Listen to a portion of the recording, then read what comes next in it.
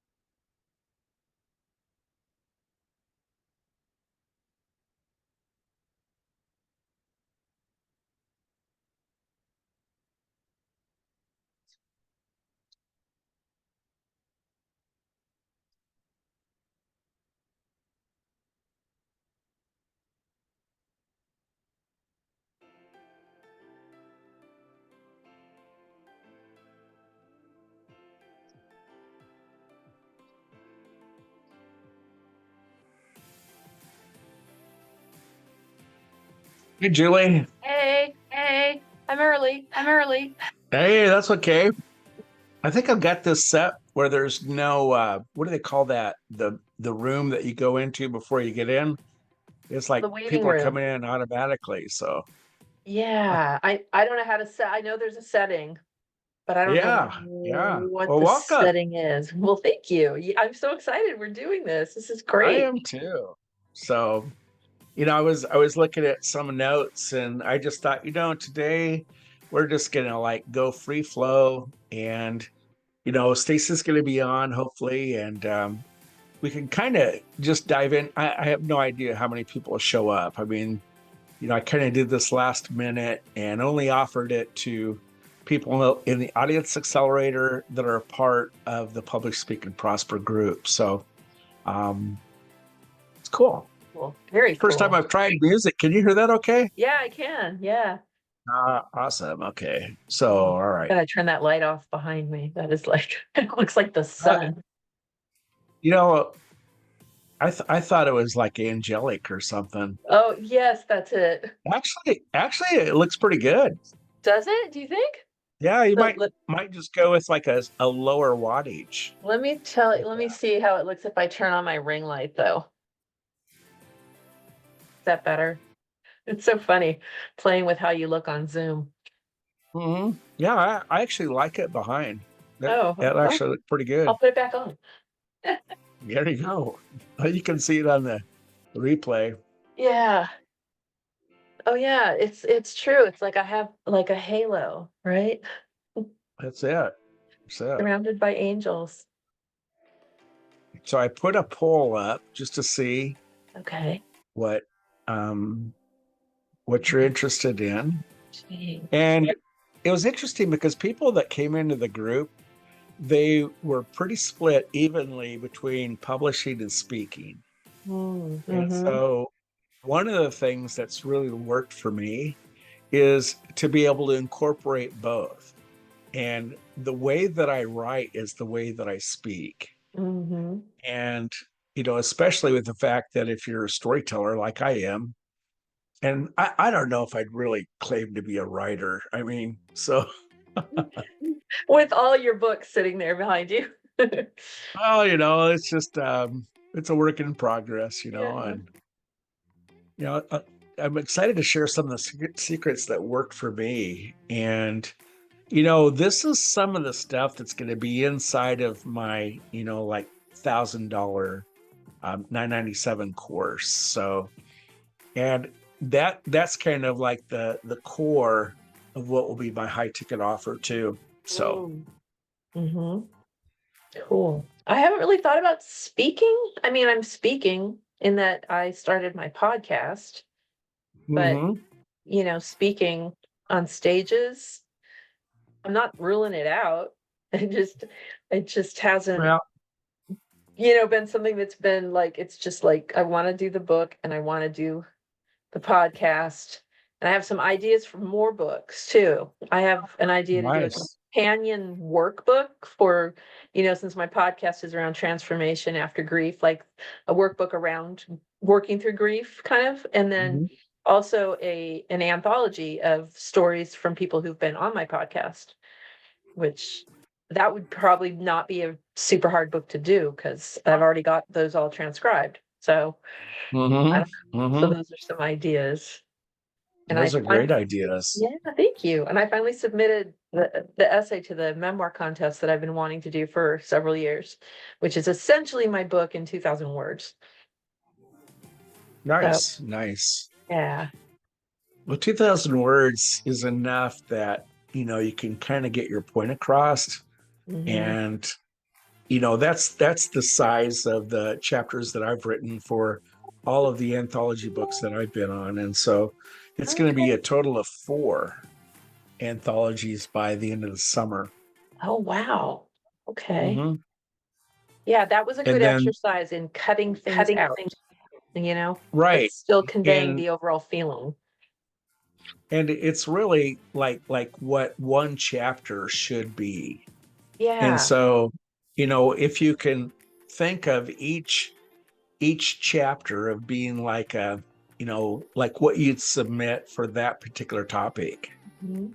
And so it's a kind of a cool thing. So let's go ahead and get started. This is Publish, Speak, and Prosper, and we're going to be looking at some tips that I've learned as far as a best-selling author, and going to share some things, but I really want to interact and kind of respond to your questions. This is not like an informational dissemination, but it's more like an interactive process to where I kind of want to find out where you're at and what you're doing, and kind of what we can like figure out together. So Julie, why don't you introduce yourself? And if you don't mind, I'd like to share this in the group. Okay. Okay, sure. Okay, I'm Julie Trainer, and I am working on a memoir, and I just started a podcast. And my podcast is called The Hidden Gifts of Loss. And what I'm interested in stories about how people have gone through an adversity or a loss and ways in which that has transformed them and made them stronger or made them decide to go after a dream that maybe they were putting off when they realized that tomorrow is not promised. And that's the sort of transformation that I went through when I lost both of my parents in 2020 and 2021. And that's what That's my pretty recent. it is, yeah, yeah. It was right at the beginning of the Mm. pandemic. My mom got pancreatic cancer, was diagnosed in January 2020, and then a year later, my dad died from heart failure and complications of COVID. Oh my gosh. So, So, yeah. the thing that when people see your book and they kind of like take it in, what do you think is the most preeminent question they have in their mind? They see your title, The Hidden Gifts of Loss, they see your cover, but what do you think is the one thing that they think is a question about you? Wow, that's a good question.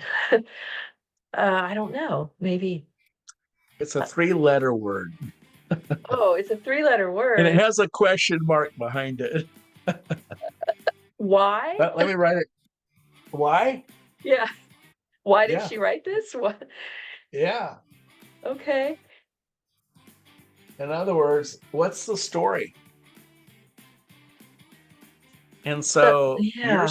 your story is what really gives the whole drive and the real pull behind it. And it's what really makes for authenticity. And so many times people, when they get into writing a book, they want to disseminate information or they want to talk about the process they figured out. And that's all great. I mean, it's great to share those things. I mean, my whole thing is that I was sleeping in an abandoned church just 5 years ago, all alone. I just left a monastery where I've been a couple of years in the monastery. And I was trying to figure out the purpose and meaning in my life. And I had this book that I started, and the title actually was called Marketing Momentum. And it was all about how to create momentum in your business. And it was not resonating with me. But the one thing that I saw, and I was reading some other books like Viktor Frankl's Man's Search for Meaning, and you might have heard me talk about this, right, Julie? Hmm. But I thought, his book, I mean, it came out like, I don't know, it was 100 years ago or a long time ago. But what was it in that book that really captured people and really helped them? And it was just simply his story Yeah. and what he was able to hand off to people to give them, and what how he's able to survive the whole um Auschwitz thing over Yeah. there in World War II. So it looks like we have Delisa's on. So, Hi. We just had coffee together. oh, nice, I know. nice. So, but your story is actually the thing that really hooks them in. And so, why don't you tell about the inspiration of why you decided to write a book? Sure. Well, part of it, I think in the beginning, I I've always journaled and I was journaling my way through the experience, which was 10 weeks helping my mother die in the middle of a pandemic. And how, it was like all of a sudden I was thrown into like a parallel universe, right? I'd never done death before. I didn't know what I was doing. Hospice visits were severely restricted because of COVID. And yet somehow my daughter and I, got through it. And every day it was just by the seat of our pants. But through it, I tried to look for the good because that was the only thing, that was going to get us through was try to look for the good. And I guess my goal and my hope is that it will touch somebody else who's going through something similar, some kind of a loss of a loved one, of a relationship, of, whatever. And that, it can be helpful just because I know that when I was going through it, I was like, God, I wish I could just find a book about how somebody helped their mother die in the middle of a pandemic. And it's like, I couldn't find one. Wow. So it's like, I gotta write it. And then That things, that that is such a key. That is such a key. yeah. And then in the aftermath of that, things just unfolded and that's why I call it hidden gifts because things happened that, Mm. I never could have imagined, things that seemed like just little coincidences that like really are there coincidences, right? Or is that, God or the universe just laying this out for you? And um it's also kind of a way I want to honor my mom because we weren't allowed to have funerals. So there was no closure after that loss either. Oh, wow. So there was Hmm. just this big empty ending. And yeah, so I guess in a nutshell, that's it. So there's a couple things that you did are just like super powerful. And the fact that you were journaling through that whole process, and how are you utilizing your journal in your manuscript? Well, it's all in Google Docs. So it's not longhand. Right. But So are you just publishing your journal, or how are you telling the story of that?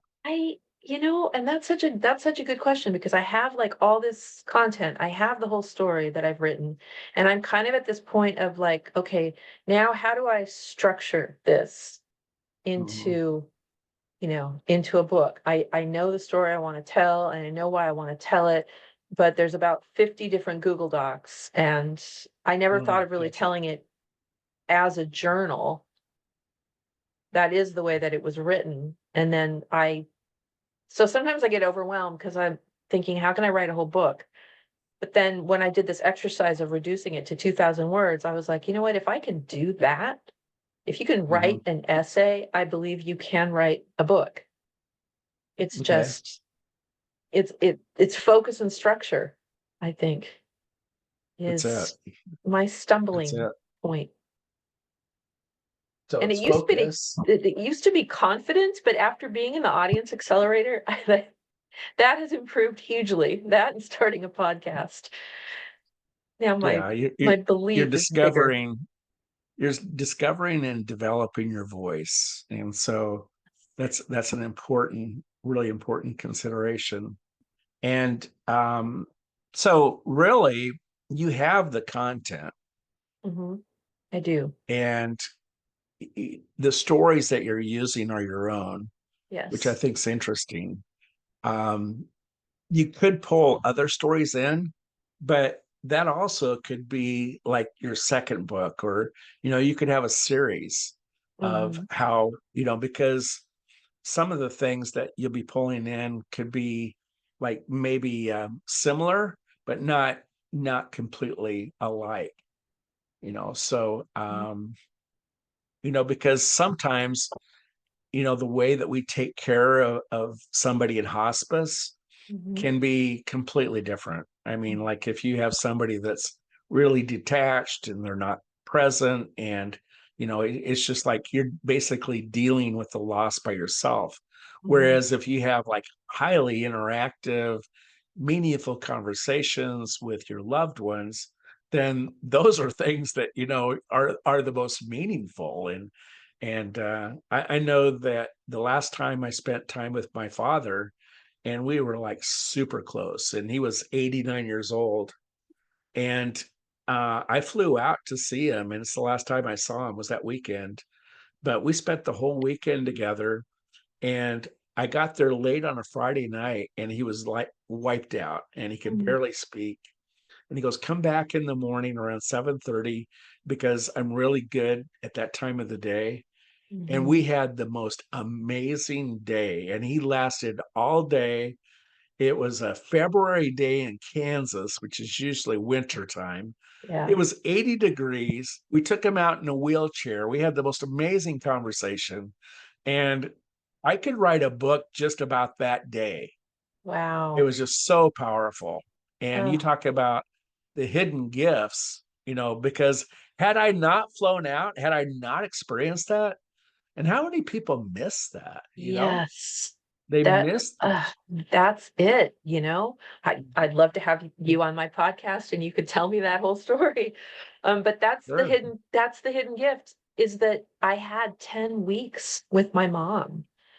Mm, And because it was 2020, the fact that I made the decision to go when I did, which was Valentine's Day, meant that I got to be there. Whereas, like, maybe if I had waited until March, I wouldn't have been able to mhm, fly out, because everything shut down.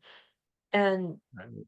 so those hidden gifts that, yeah, you got that day, that amazing 80-degree day with your Mhm, father, And so when you look back and that another idea I have is just like different stories kind of illustrating different hidden gifts, right?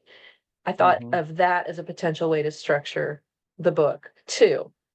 And that Okay. maybe would be my stories, or maybe they would be other people's stories, And I somewhere I have a Mhm, list of all these hidden gifts that I thought of, but like, you know, I don't know what compassion and forgiveness and healing and mhm, mhm. conversations, like you said, that you wouldn't have maybe had otherwise.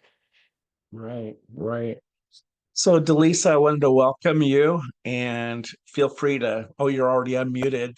So, are you a part of the Publish, Speak, and Prosper group on Facebook?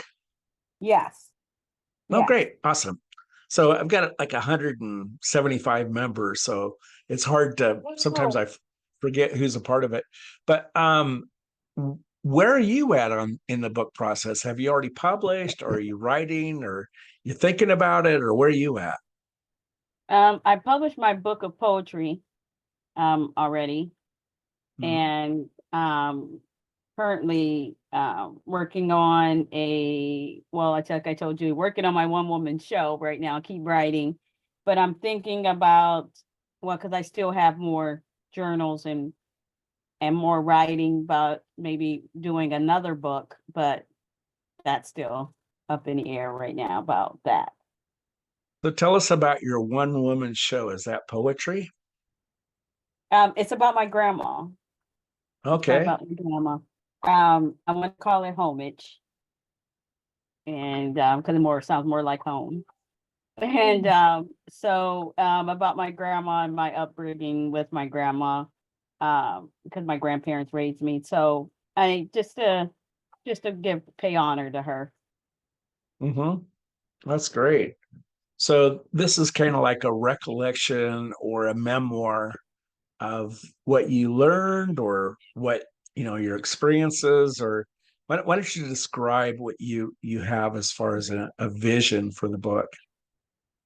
Well, um, more of what I've learned from her, but even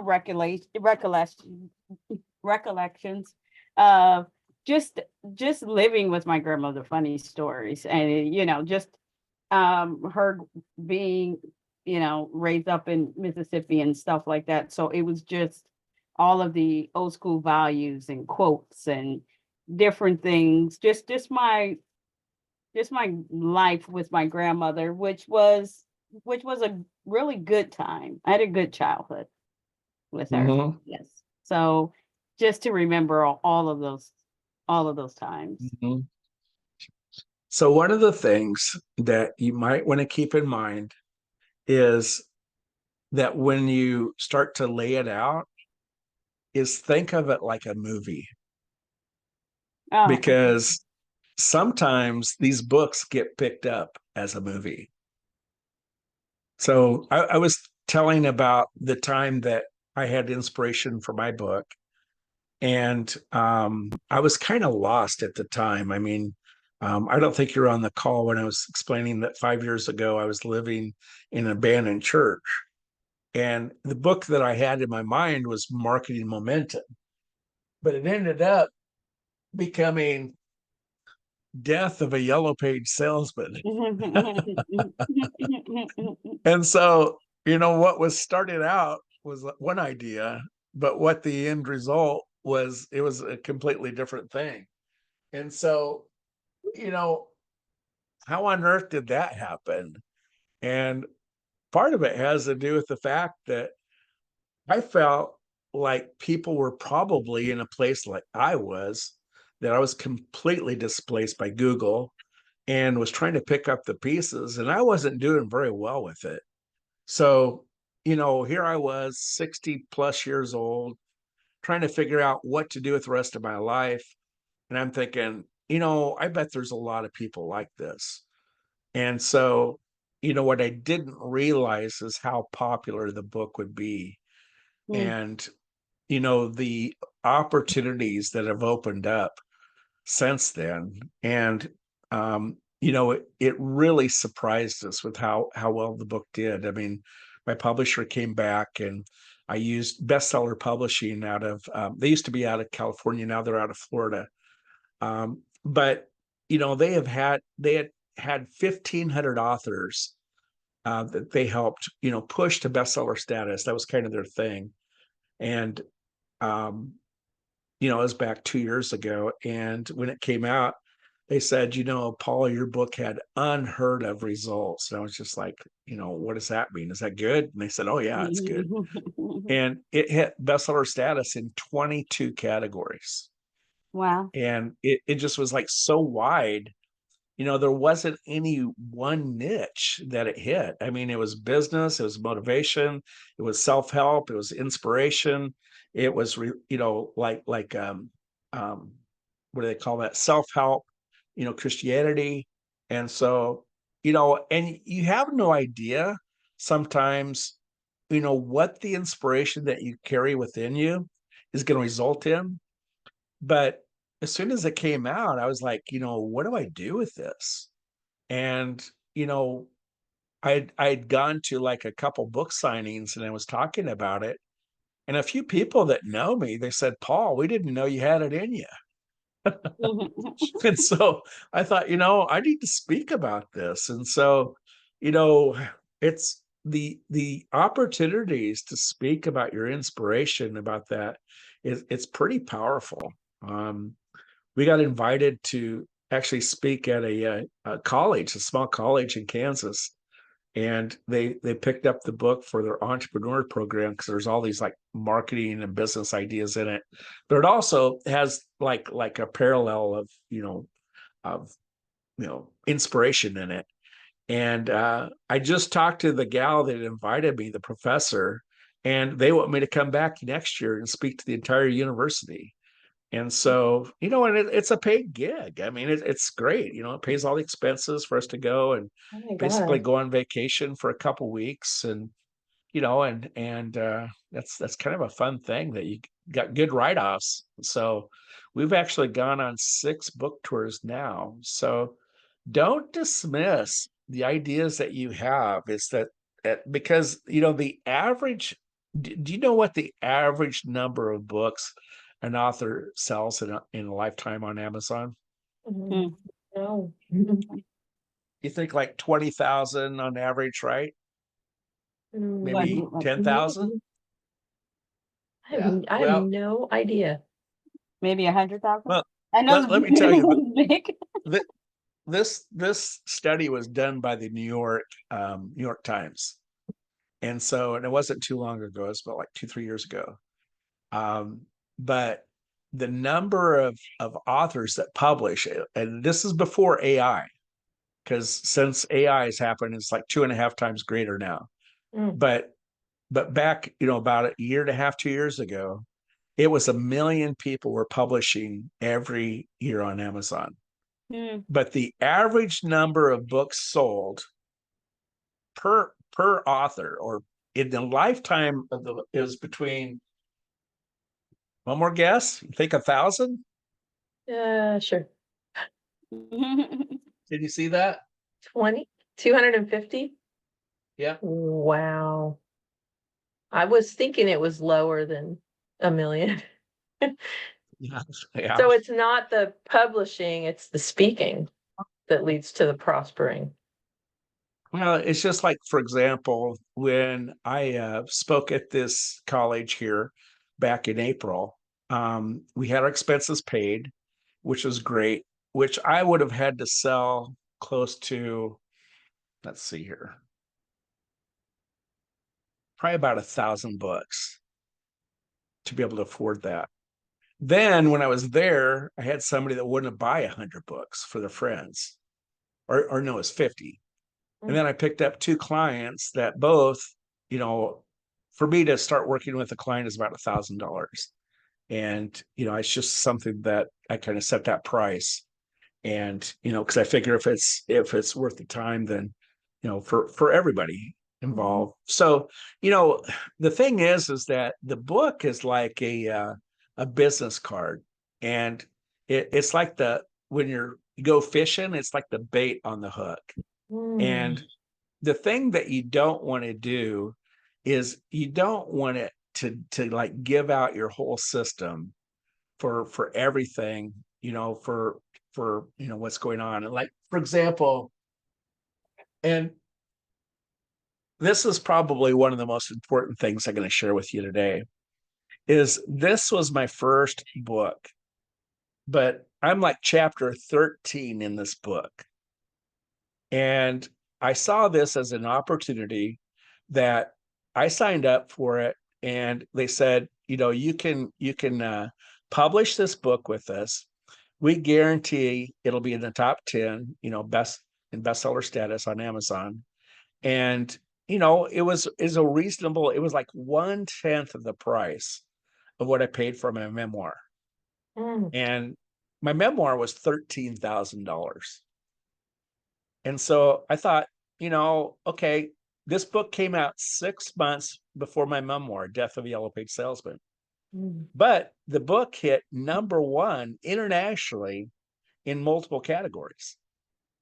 So when I published this book, at the bottom it says best-selling author Paul T. Neustrom. Mm. Uh-huh. So the fact that when you publish, if people know that you're a best-selling author, it's like the cream rises to the top. Mhm. And there's real ways to be able to become a best-selling author. And so that's one of the keys that I think is important to realize. And when I had bestseller publishing working on my book, is I had no idea how to do this. I just knew they guaranteed it. Mhm. And for 13,000, they better. And if they didn't hit it, then I got a complete refund for it. But when it hit bestseller status in 22 categories, and then it was number one in 10 categories in 4 countries, which just completely blew us all away. Mm. But so the one thing that's important to see about this is that there are ways to hit bestseller status, but you don't need to know what they are. And I think the real key is to jump on an anthology and become a best-selling author. Mm. Mhm. That's my best key, is to know how, because then when you actually go to market your own book, and I highly recommend that you pay somebody to market your book. Mm. And even if it's several $1,000s, then the fact is that I was so interested in this process and how they did this, is that I actually went to work for bestseller publishing, and I learned their whole system. Mm. And they had it figured out. And so why try to reinvent the wheel when it's already invented? And they do a launch week where they do multiple press releases during the week, but you're marketing heavily, I mean, to millions of people a day that are book buyers. Mm. And there's a whole thing that, like, for example, we're working on a book that's going to launch here next month. Well, they already released it. They just gave us the link yesterday. So we have a full month to basically promote the book to our friends and family. And it has a link for them to go on and order the ebook. And that's to get reviews. And so that when it actually launches, then it's all about how you do in that particular day or that time period of less than a week. And so what we do is, once we hit #1 in one category, we go to another and Mm. we see how many categories we can hit. But the whole thing is that, you're trying to offer it to people that like books. And so what that does is it gives you like a following, because my following grew when I first started, publishing my first book, was 2,000 people. And now it's well over 30,000 with all of my different LinkedIn and Facebook and Instagram and all that. And so how did it grow 15 times? And because a lot of it has to do with just basically going out, and mine is short reels. That's how my following has grown, is just to talk about, like 1 to 2 minute reels, and just getting one thought across, like when I go on trips, I like to share it with people, and like the jet, the clouds, and you know the venue, the stage, and all of that, and just kind of to share the experience in like a, sometimes 20-30 seconds. Mhm. And so that's a kind of a fun thing to do. So what questions do you have? Mm.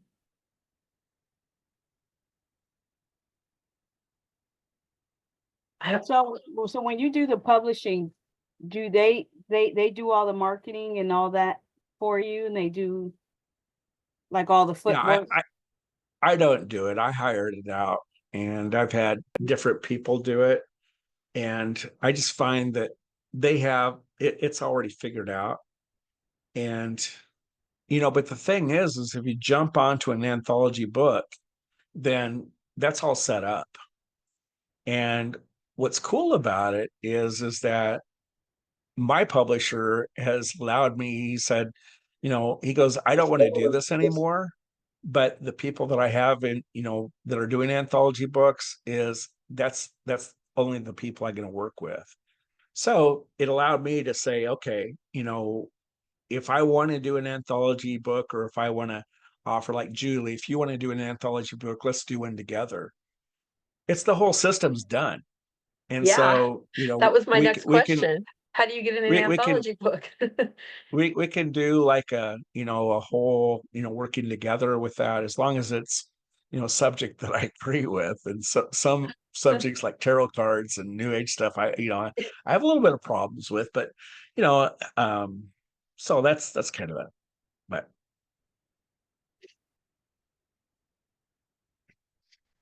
yeah. How about, I'm trying to think. Okay, here we go. This is a good thing. Is Here's two things that are most important with becoming a best-selling author besides the marketing. Okay. But, and in the chat, what do you think it is? What do you think the two things are? I'm going to open up my chat so I can see your answers. But do you think it's having your photo on the front cover? Do you think it's having, like a really cool, um, I don't know. Um, Two things that lead to it. Yeah, I'm on a thing. Sorry. Let's, uh, say that thing. Say it again. What are two things that? What are the two most important things that I found to that help you to become a best-selling author besides the marketing?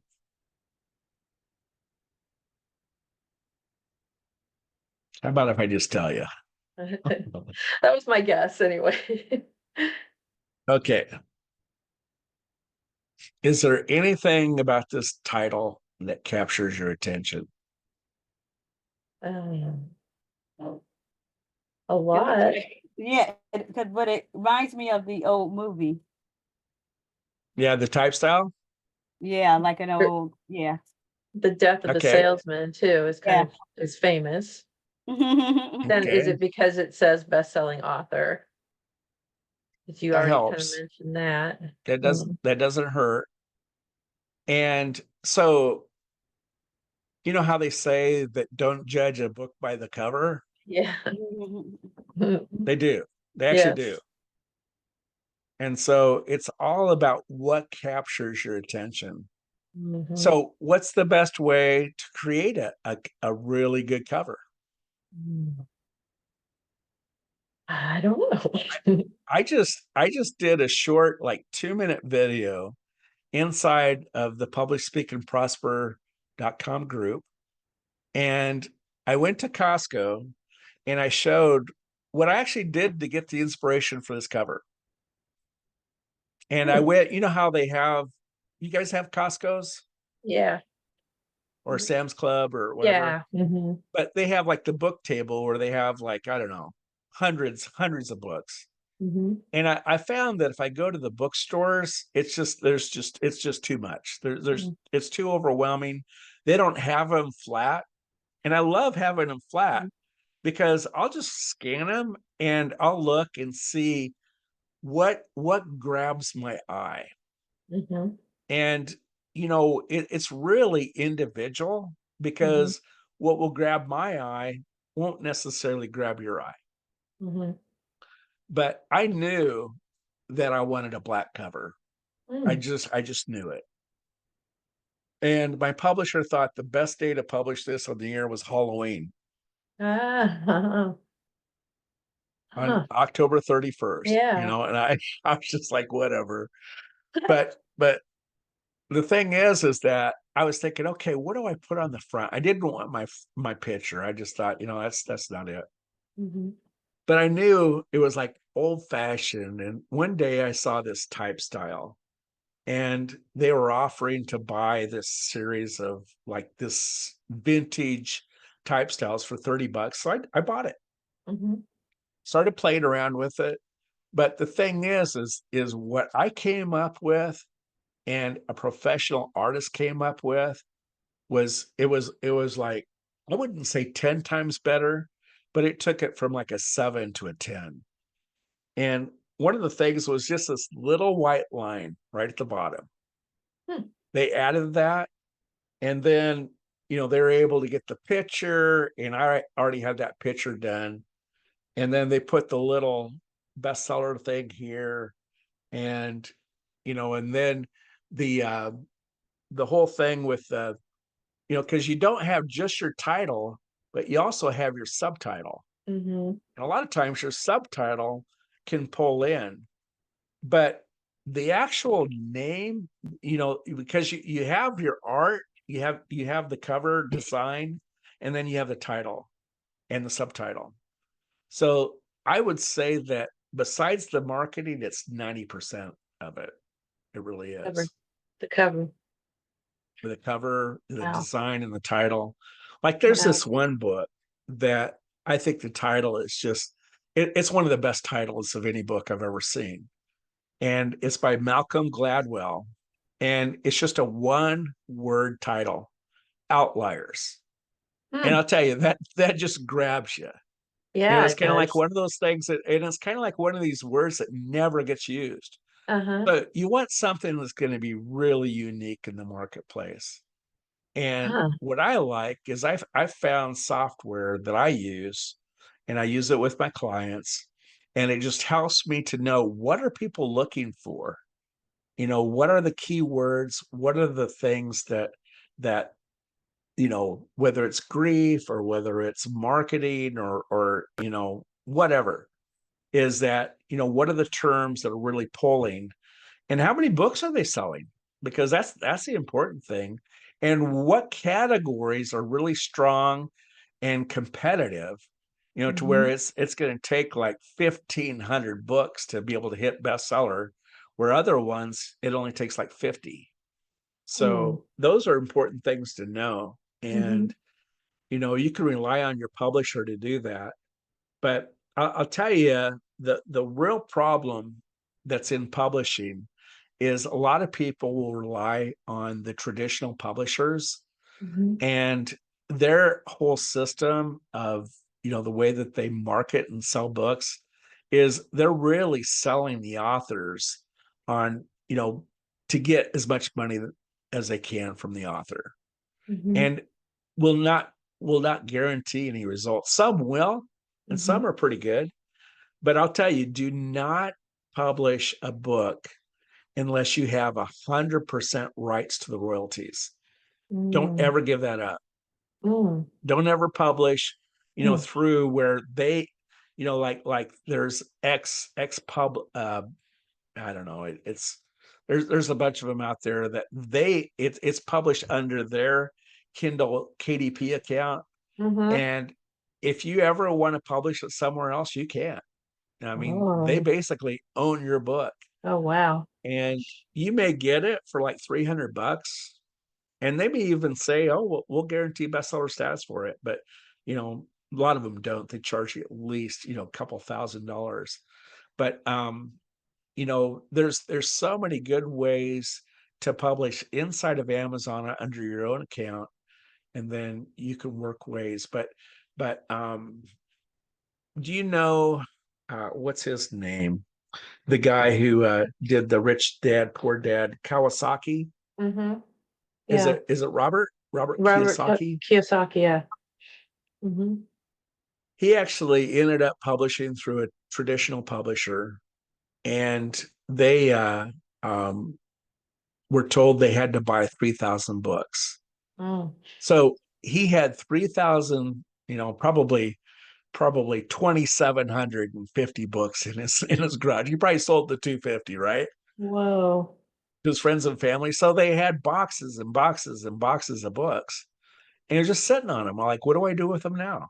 Yeah. And so they contacted a guy named Steve Harrison, he's a fantastic publisher. He's probably one of the best. And I love the way he does things. He's done some amazing work where some of these guys will publish 60 million books. Or 100 million. I'm not making this stuff up. He is probably like the cream of the crop, Steve Harrison. So Robert Kiyosaki's wife contacts Steve and says, we're sitting on almost 3,000 books and we don't know what to do with them. And one of the things that Steve does is he sets up speaking engagements and he does promotion like press releases and things that are really important, because to grab people's attention, Rich Dad, Poor Dad is an amazing title. And he has a great story and the book is super good. And, he's a great speaker. So it's just all of those things go together to be able to really help you to kind of stand at the top of the list. So, yeah. And probably one of the things too that's important is with your title or with your artwork, it's always important to get some feedback from people. And I like to get feedback from people that have actually hit the mark that you want. If you have somebody that's given you opinion and have never published a book, and that maybe have never designed a book cover, so they're not really sure it will pull, but you want to have some really good feedback with it. So yeah. It's a lot to think about. I like thinking, how do I go from like square one to all of that, right? Yeah. Well, the thing that I think you started doing is, generating a 2,000 word chapter that you're submitting that. And, so whatever you can do to kind of like get the momentum. And for me, I was so intimidated by writing because, my background in high school is I graduated with a 50 percentile in English grammar and composition. And I'm thinking, how on earth can I ever publish a book? And because I actually recorded my stories on, a podcast. And I just found that telling the story and then having, some people help me to do the editing, it just came out pretty well. And they weren't changing the story, they weren't changing my words, they were just making sure the commas and the participles and all of these other things that I didn't understand were all, correct. And now there's things that can really make the difference. And I wanted to talk about this a little bit because, you're kind of at a point, Julie, where you're saying that the structure is really what you have a hard time with, right? Yeah. So one of the things, would you like this to be an interactive session, or do you want to just me to tell you how to do it? Both, I think. Yeah, interactive is Both? good. If we don't get it, then you could tell us. Okay. So, I see Shauna's on the do you use on the AI? Zoom. I do. I do for ideas. I don't necessarily use it for writing. Hi, Shauna. So I didn't know if you were tuned in or not. So, but let me share with you some things that I found that really work well for me. And I'm going to share my screen. And let me see if I can get some of these things out of the way. when it was your own podcast is where you, Yeah. okay. Yeah. And I actually just recorded an MP3 on my phone Mm-hmm, and went ahead and, did some things to be able to do that. So let me go on mm-hmm, here. So I use this chatgpt.com and it's just mm-hmm, basic thing, but I'll put the idea that I have and say, for example, let's hear. Um, let me get rid of this and get rid of this. So here's I was working on some things to I was trying to come up with a thing for dares, right? mm-hmm, mm-hmm. So I asked it to come up. Let's create a memorable acronym to encapsulate this method of ideas. And it gave me the IDEAS. Mm-hmm. And then some of these I like and some of them I don't like. But it's like a think tank to where, Yeah. it gets the ideas going.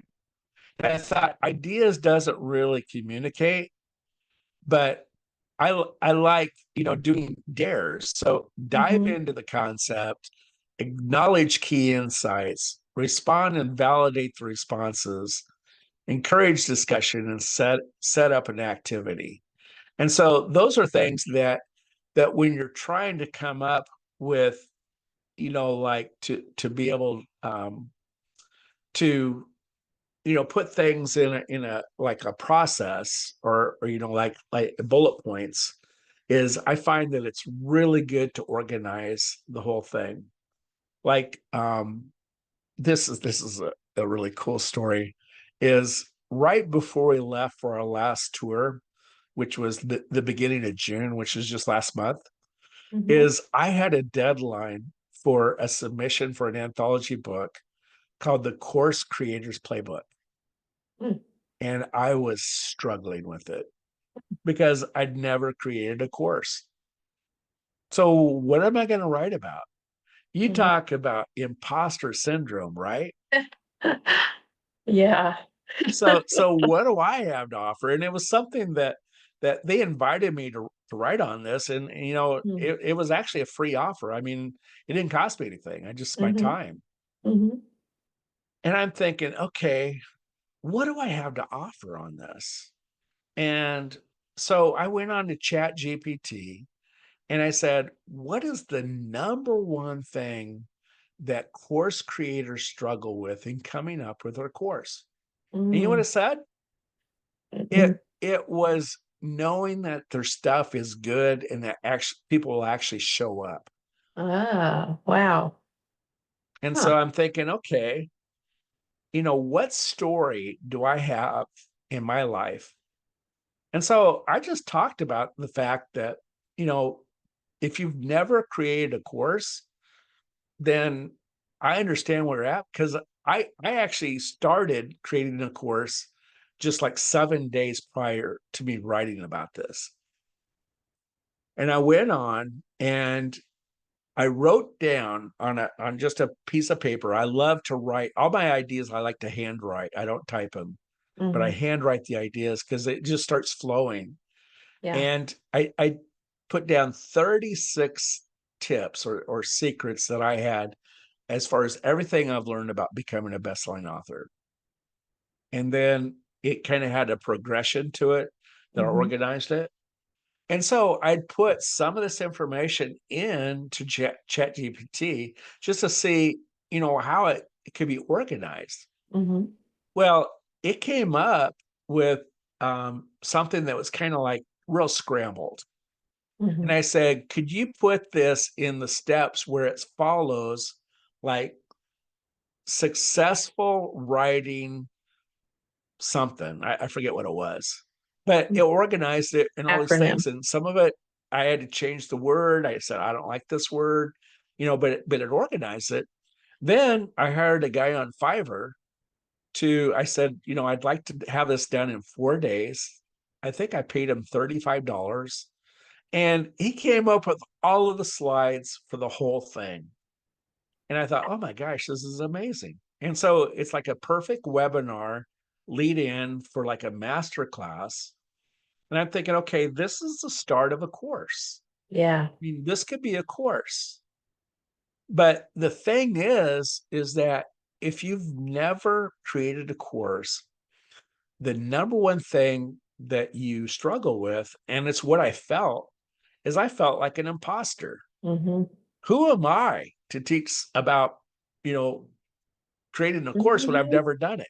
Yeah. Well, having just done it and what I went through, I thought, it's not as hard as you think, because the things that I know about writing a book or best-selling, a course about becoming a best-selling author, well, Mm-hmm. that's I know Yeah. that stuff. You know how to do that. So You've done that. it was in my wheelhouse of expertise. Mm-hmm. So there's a story that I've used a couple times when I coach people, a few clients I've had that were creating courses, and they would spend like 3-4 months trying to come up with this course, Mm-hmm. and they were just struggling because they didn't know if it was really what people wanted. They didn't know if it was going to resonate with them. So it was like they're trying to create something in the laboratory without any type of feedback or interaction. And we know, working with Stacy, that having a highly engaged Facebook group that you can bounce Mm-hmm. stuff off is Yeah. really good. But Mm-hmm. the story I've used with a couple of my clients is, I said, so let's pretend that you're a fashion designer and you're young, you're in your early 20s, and you have all these ideas of these different designs for garments or suits or dresses or whatever. But you want to go to Manhattan, New York City, and you want to break into the industry, and you want to be a fashion designer. That's just, you have that goal, that desire, that dream. And when you get there, you find that it's just a lot tougher than you thought it was, because Mm-hmm. you don't have the contacts, you don't have the resources, you don't have, who to buy materials from, all of that stuff. So it's like you're trying to learn everything, but yet, you know, you don't have unlimited resources to, pay for, Yeah. years and years and years to develop all this stuff. Right. So I said, doesn't it make much more sense to start as maybe a tailor, for maybe like a Nordstrom, or somebody that people are coming in and bringing their clothes that they just bought brand new, and there's something about this that they don't like, and you say, oh man, everybody likes these, like certain lapels and stuff, but they want it changed. Or you start seeing, what the demand is, what people Mm-hmm. like, the colors. All of a sudden you have like all of this learning that's coming, and you're involved in the process, plus you're actually working with potential clients. Mm-hmm. Whereas, you give them your business card. If you have any questions, come back in, but this is my name. This is how you get a hold of me. And so I told this story to Chat GPT, Okay. and it came back with this like overwhelming, I mean, just over the top good story that was just like too much. So what I do is I go in to a piece of software that this has been a gold mine for me. And you know what it is? It's Google Docs. Let me show it to you. Oh, that's what I use. It's awesome. Is this So let's Google go Docs' in. own AI? Or somebody told me Google Yeah, Docs has their own AI. they do. So let's go in.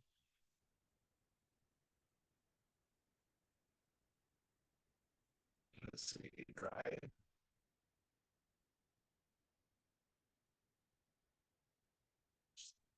Right. So this is actually what I submitted for the course Oh no, this is another one. This is for author's playbook. So for example, let's say, and what I like to do is I like to put my own variety in here and then have it give me alternatives. So let's say that I go in here, right? And I highlight this particular 2 lines, right? Mhm. So I highlight it and I right click and it comes down, refine the selected text. And then I can change the tone to formal or casual. And I find that casual is just a lot better. So what it comes up with, it says, while I was living in an abandoned church, I had a lot of free time. And so I can insert that and, or replace it, either one. I'm not going to change right now, but I find that really helps me a lot. Wait a sec. Okay. Show me that again. Okay. I've been using Google Docs for a couple of years and I did not know it could do that.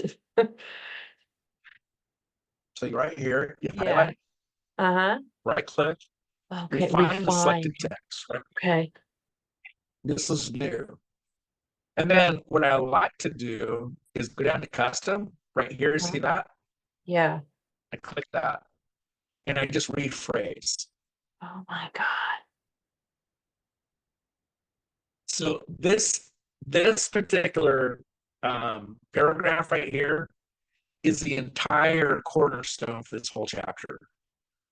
It's what I started with, and that your voice embodies the harmonious fusion. Well, this is AI's thing. It's like this is not my voice, but it's vision, originality, creativity, inspiration, embodiment. So,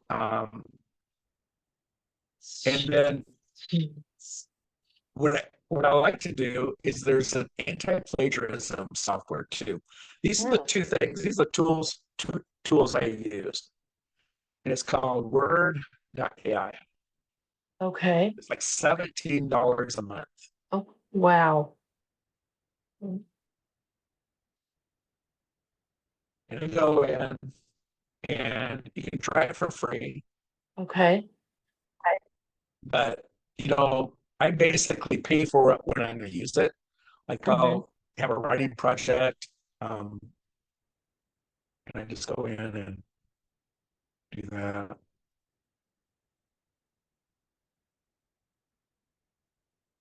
Oh. But it works really similar to the way that Google Docs does.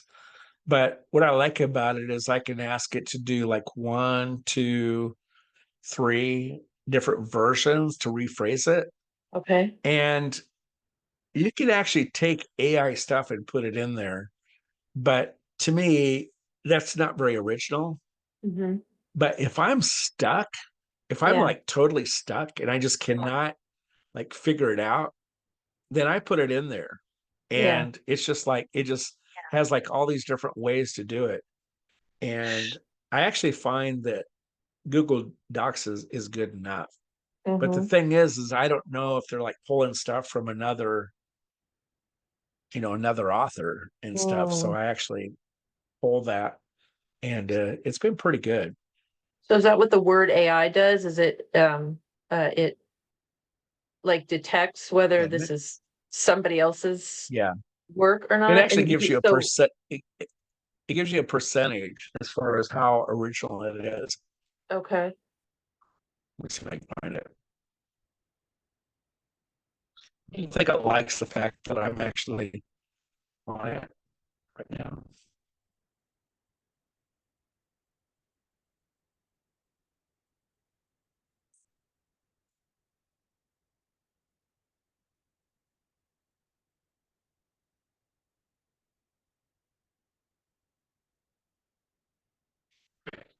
So go up to rewrite articles right up here. Okay. So let's pull this over.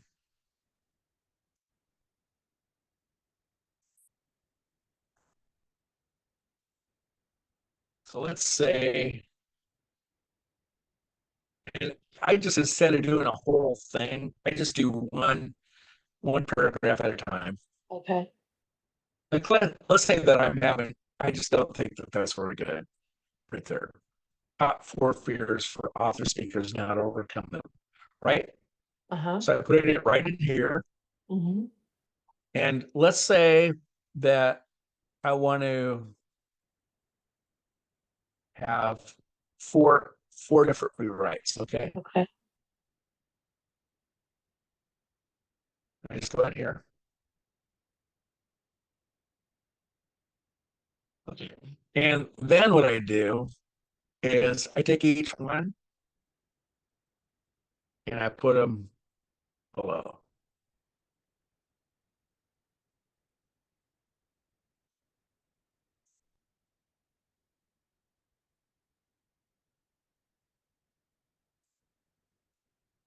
So I can just see them all together.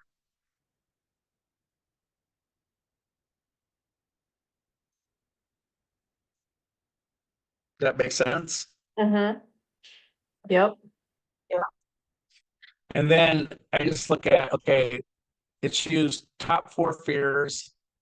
Some it's spelled out FOUR and some has a number 4. Mm-hmm. I like having the number 4, but your editor sometimes will come back and say, oh, that's not good. You want to do, especially for like a headline or whatever. Mm-hmm. But, you know, and I just look at which one pops out to me. Okay. Oh, and it's the uniqueness score up there.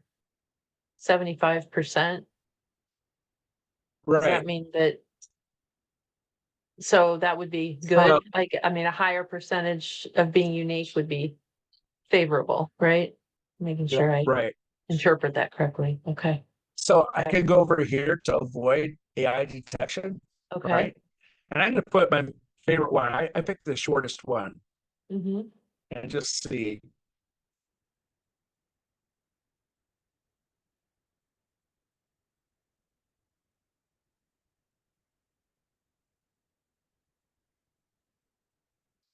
In order to avoid plagiarism, you have to change, I think it's every 6th word.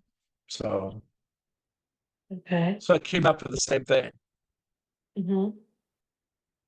Change less. It says, yeah.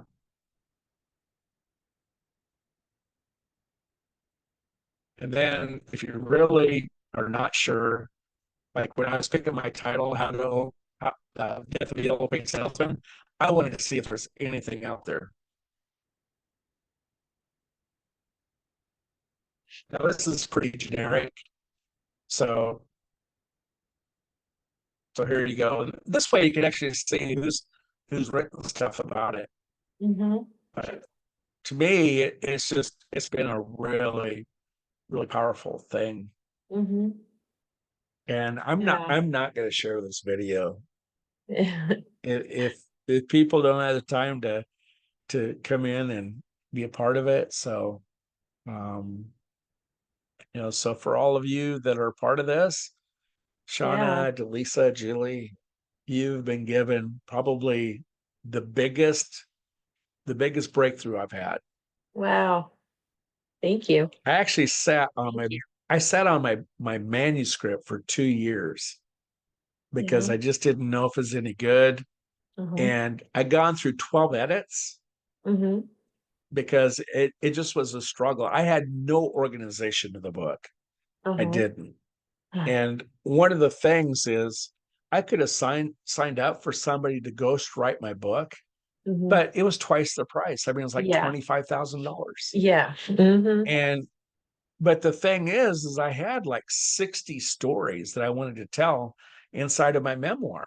So Mm-hmm. like, how do I organize that? Yes. Well, one thing, my book, actually, it wasn't my book coach because my book coach and I didn't work out. He didn't work very well, except he loved the title. He just thought it was awesome. And he goes, oh yeah, you can do a comparison of Death of a Salesman. It'll just be so cool. And you can write what really resonated with you, with Death of a Salesman. I said, I've never read it. And he goes, you're kidding me. He goes, how did you come up with this idea? I said, I woke up one morning and it was just like, call it this. He goes, where did that come from? And I said, I believe it came from God. So Yeah. okay, Yeah. great. Let's go with it. It's genius. So, but the thing is that I kind of lost my track of thought. What were we talking about? Oh, well, we were talking about AI and that this was a breakthrough for you about how to organize your book. Oh yeah, and but the guy that I really ended up working with there at my publisher said, why don't you figure out the process that people go through, like kind of like what you went through is like before, during, and after, or something like that, or the hell to the heaven, or what it is. And so I just used my subtitle, which is From Lost to Found, Field Overflowing. So after my introduction, where I tell why I published the book, then I go into going from lost to found. And that's kind of like the lowest point in my life, and where I was trying to pick up the pieces, and where I started to have an epiphany that there were some things I could do to kind of turn, the ship around, so to speak. And then the second part was going from empty to full. And it was all about creating momentum. And that's what the book was going to be originally about. It's all the stories about momentum. And then the last part was what the real inspiration for the book was. And that's a book about field overflowing. And, I tell that when I was in Israel in 2015, I had this inspiration to write a book on field overflowing. And I'm like, how can I write a book on field overflowing when life is so empty? So that's the organization that I used.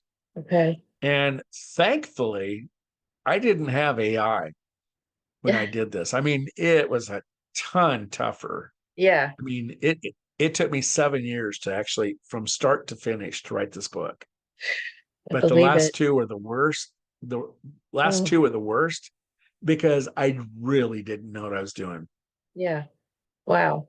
So your introduction was, you talked about why you wrote the book, and then you told the story of what happened. And then the last part is like basically where you are now, filled to overflowing. Right. So it's okay. Yeah. You can go online and pick this up.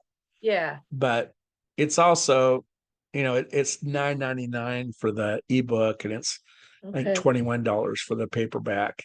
Okay. Or I can just, you can order one for me and I'll send it to you for free. Okay. I mean, let's do that for $20. But that's fine. Free shipping. But I'll ship it for free. So but yeah, it's here's all the forward, the introduction, the preface. I didn't know what these meant. I didn't know what preface was. You what the didn't introduction find was AI supposed to say when you were doing this. You didn't find AI in the midst of that book. You just figured it, because I just started playing with ChatGPT. And when I wrote this essay, I was using it more for things like, okay, is this where the comma should be in this sentence? Things like that. But I mean, I didn't even know that there was an integrated AI in Google Docs. Everything I have is in Google Docs.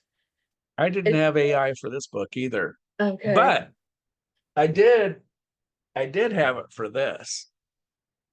Okay. And my particular chapter in here is chapter 10, and it's called Skyrocket to Success. Okay. And the only thing I used AI for is to come up with a framework. Let's see, this is on page 77.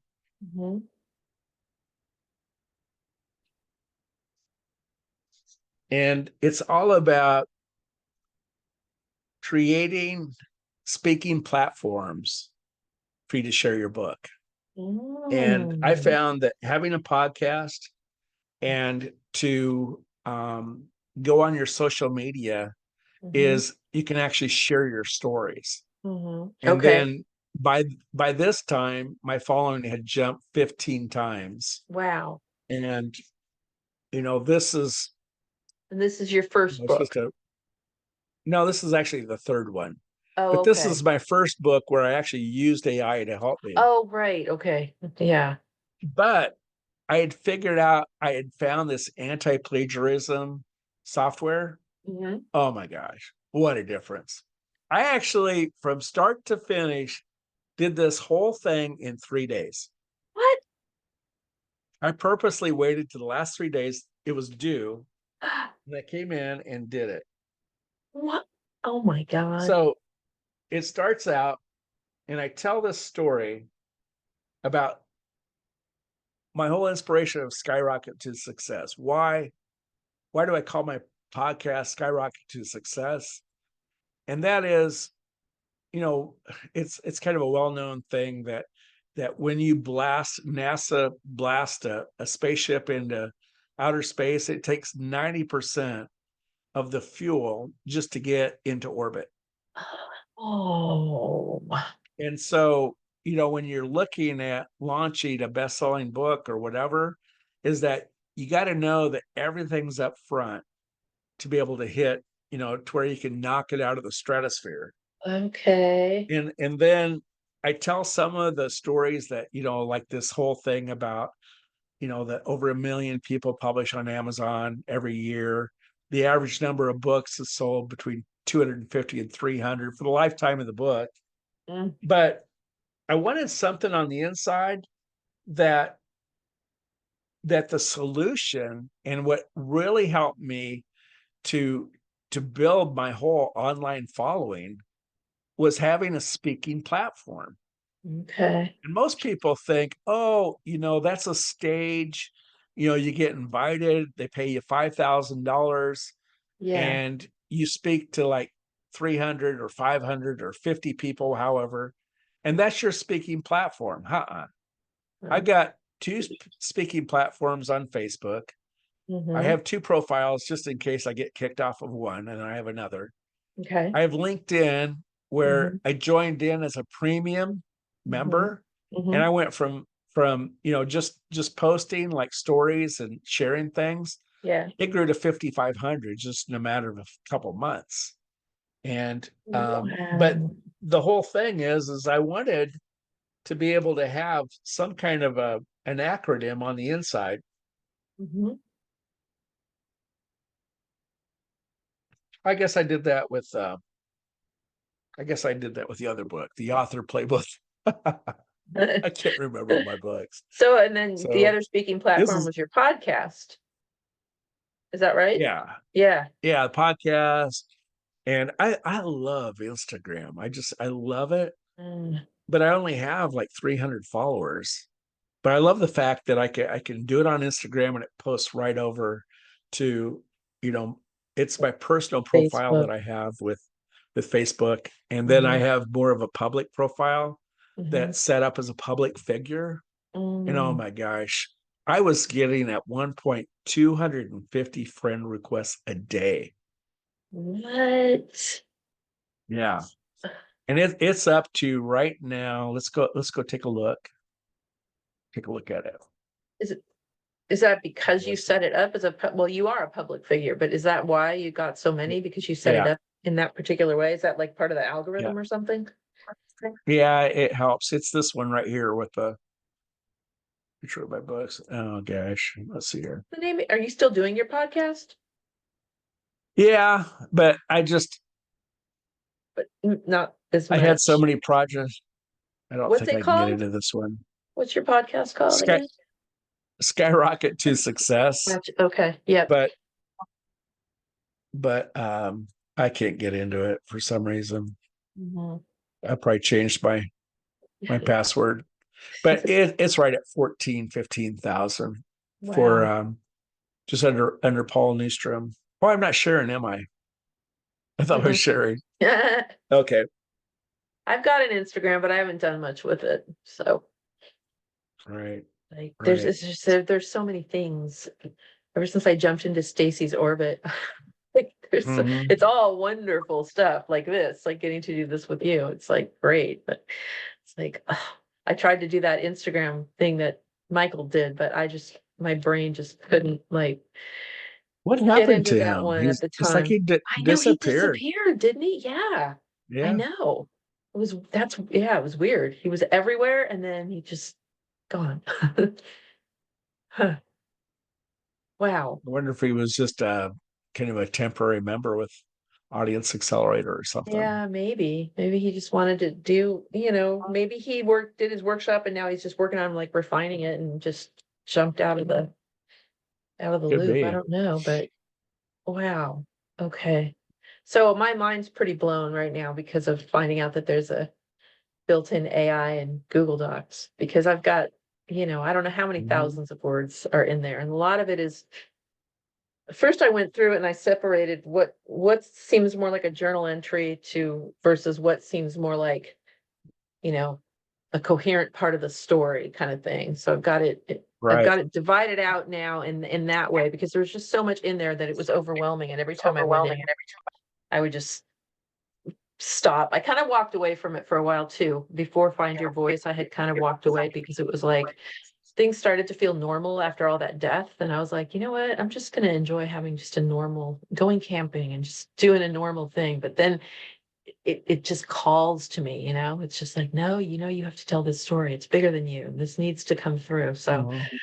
so that was Find Your Voice really helped energize that as well as Audience Accelerator. Cause I knew if I quit after Find Your Voice, I was just gonna not do anything else. So I had to sign up for accountability.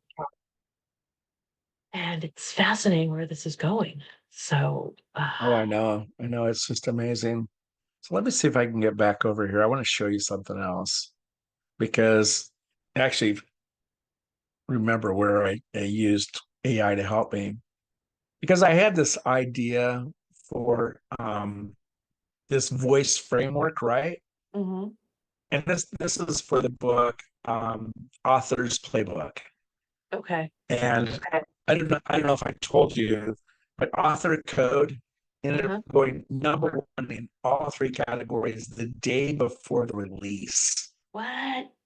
And that's And it because you did stayed all that legwork beforehand to get people leaving well, feedback and all that, or well, when you have like 15 or 17 authors that are all emailing their list and oh, they're promoting, it's like this like overwhelming tsunami of okay. promotion and This is the it's almost this guaranteed is the success. and now not analogy. This is the anthology.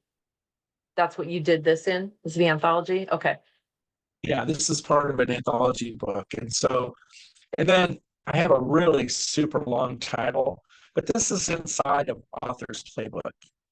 But it's Mhm. discover your voice, conquer your fears, embody your triumph. Ooh, And I I, like I that. just thought that was kind of cool. And Mhm. I had these three originality, inspiration, and creativity that are part of the voice. And then for for V, I had voice because I just your voice has originality, inspiration, and creativity. So I Mhm. didn't have a V, I didn't have an E. Mhm. And I was actually talking with a gal that helped me to, oh man, I gotta show you this. This is just I gotta show you this. Where is this? I'm showing the inside. Come on. Here it is. This is my ideal client handbook. Ooh. And I bought a program where this gal uses AI to figure out your ideal client, right? Oh, So here, okay. ideal. Guess how many pages this is? Hmm, 10? Pages. So this shows 38, but when I lay it out for like a paperback, Uh-huh. it's 65 pages. All about who your ideal client is. And 65 pages. as far as What? page, but I like to read things, and I actually will go in here and format it for an actual paperback.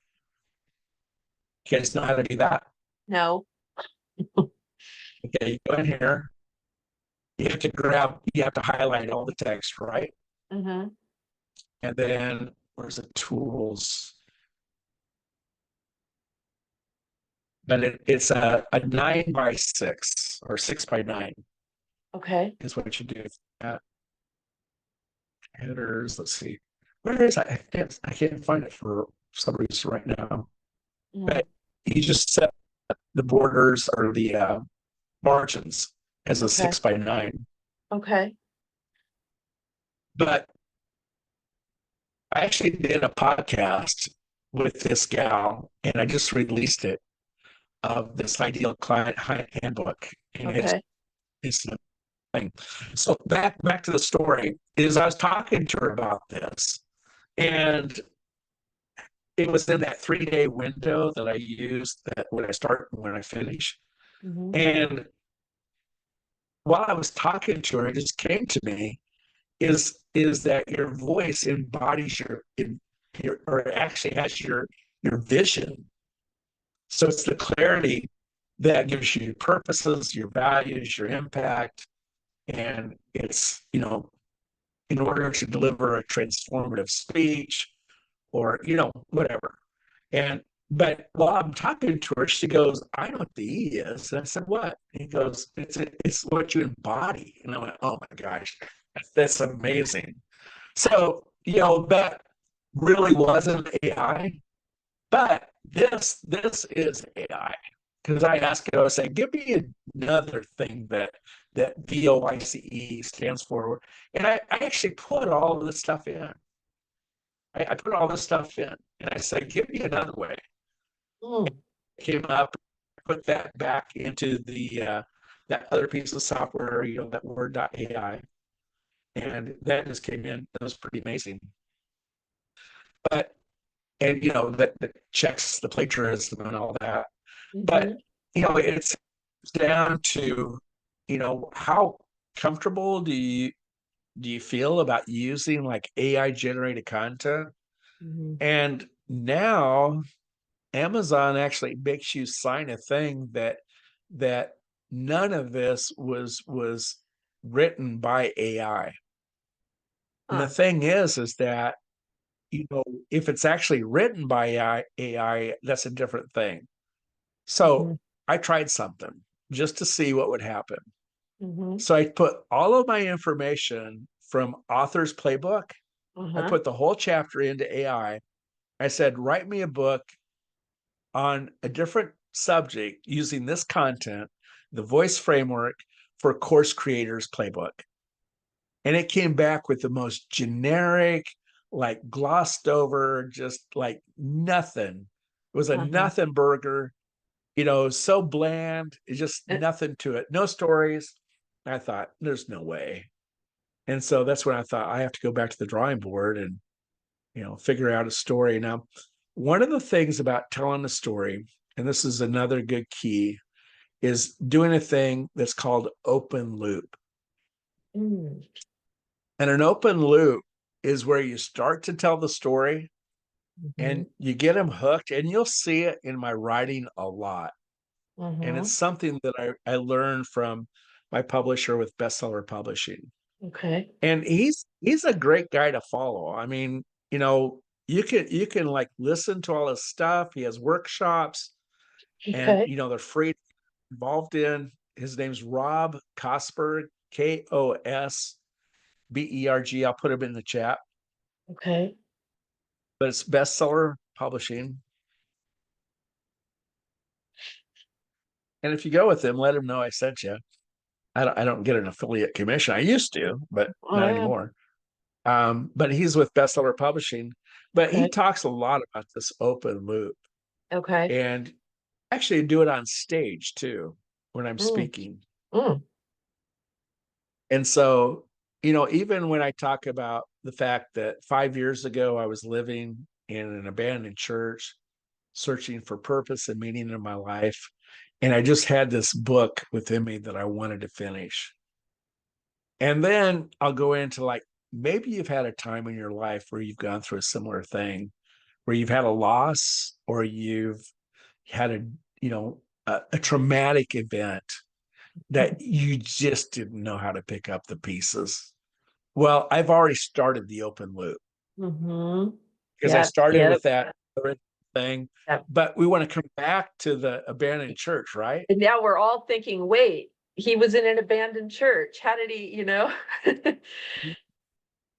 And so, and then, so what I want to share with you is the 4 things that you can do to help you go from lost to found and then filled to overflowing. And so then, I might talk about, after, I actually met my wife and tell that story, is I go back and say, that time that I had in the church was very, very powerful because I was reading books that showed me how by writing a book, you can actually change people's lives. And people would come back and say, Paul, I just love this part in your book where you talk about going from empty to full.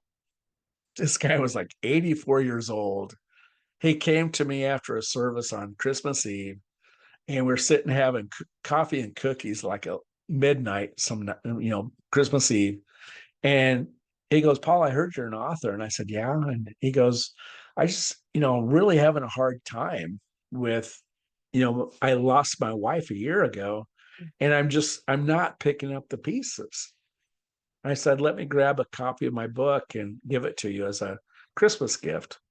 And when you get done with it, let me know and let's talk about it.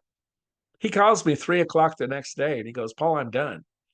I said, okay, let's get together. So I like to drink coffee. So I'm drinking coffee again at 3:00 in the afternoon. And he's like, oh my gosh, I just love this part. And, and we talked for 4 hours. Oh, wow. And had another person that was really, super close to me. Super close. He's in the hospital. He was not doing well. And he was thinking he was going to die. Mm-hmm. And he's actually my high school gymnastics coach. And I gave him a copy of my book. He read it overnight, whole thing. And the next day I come in and he goes, oh my gosh, he goes, I think this book is going to change my life. Mm. Mm. That's why you do So, it. when you're at a point where you like don't know what to go do in your life, and then you have this inspiration, and then you take action and actually do it, those are the 4 things that I wanted to share with you. And they are DARE. And that's really deciding, acting, receiving the results, and then E, to enjoy it. Nice. So it's daring to act, because the most crucial thing is taking action. So if you make a decision and then you actually take action, decide, act, and then you have to believe to receive. You have to like go through to the point where you put enough energy, enough work, enough, you spend 2 years on a book, you're ready, 9 years or 9 months to have a baby. You want to have that baby. Yeah. And Yeah. I'm not speaking from experience. Right. But then the enjoying thing is just a good thing. So that's a good example of a signature talk, a signature message, Mhm. that basically could be a 3-minute, it could be a 10-minute, it could be a 30-minute, it could be an Yeah. hour. It doesn't matter. But Mhm. the thing is that it all sets from a time that, you're describing a moment in your life where, Yeah. sleeping on the floor, you have a Mhm. sleeping bag from Walmart and out of bed from the thrift store for $4. Oh my God. And that was 5 years ago. Yeah. And now we bought a new RV, brand new, paid cash for it. Whole thing just amazing. Wow. Yeah. Very inspiring. Mm. I feel like, when you have like a following of 1,000 or 5,000 or 20,000 people, I mean, things happen and you get invitations. I mean, the thing is that you have connections that just kind of open doors. You think, oh, that's great for you, Paul. But hey, you know, I was almost on the streets. I mean, yeah, seriously. I mean, the only thing is I knew somebody that owned that church. uh-huh, And it's a church that I actually used to go to. okay. And the church did so well that we ended up building a new church. So Mhm. I knew that church was empty. So I just went to him and said, hey, is it okay if I sleep in church? Because I had like $1,500 to my name total. Uh, And he goes, yeah, it's fine. So, mm, so what besides your and I know we've gone about the time, mhm, but yeah. are you good for a few more minutes? Yes, absolutely. Okay. Besides your structure, Mhm. what is it about your book that you have the biggest question about?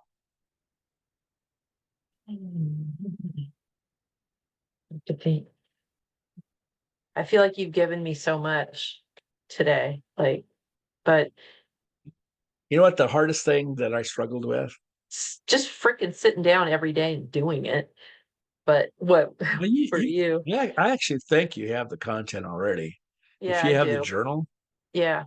I'm almost thinking that if you could teach AI your content, your book, Mhm.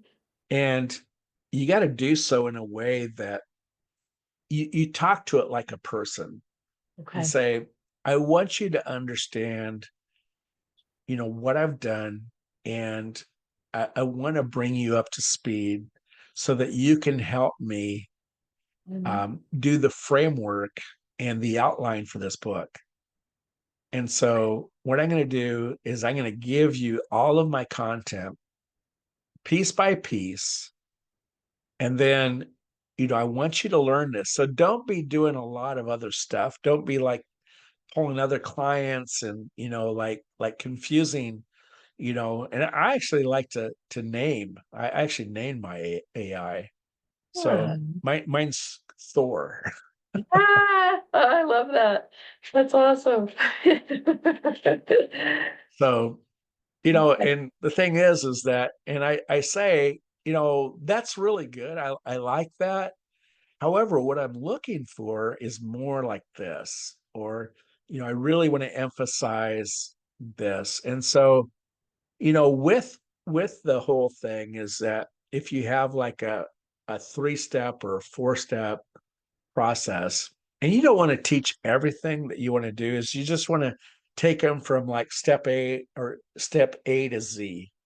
And Mhm. what's the transformation and what are the steps? Not necessarily your system, but Right. something simple like Yeah. DARE and daring to Okay. act. Okay. Yeah. Yeah. Come up with like a little acronym kind of thing. I like it, Yeah, I like so it too because it's memorable too. yep, yep. Yeah. Yeah. And I think it would be maybe even my steps. Not that I feel like anybody can tell anybody else how to grieve because it's such a different experience for everyone, but I could say what I did, right? I mean, that's what worked for me. So Mhm. that could be steps and that could lead into the workbook, companion book, whatever.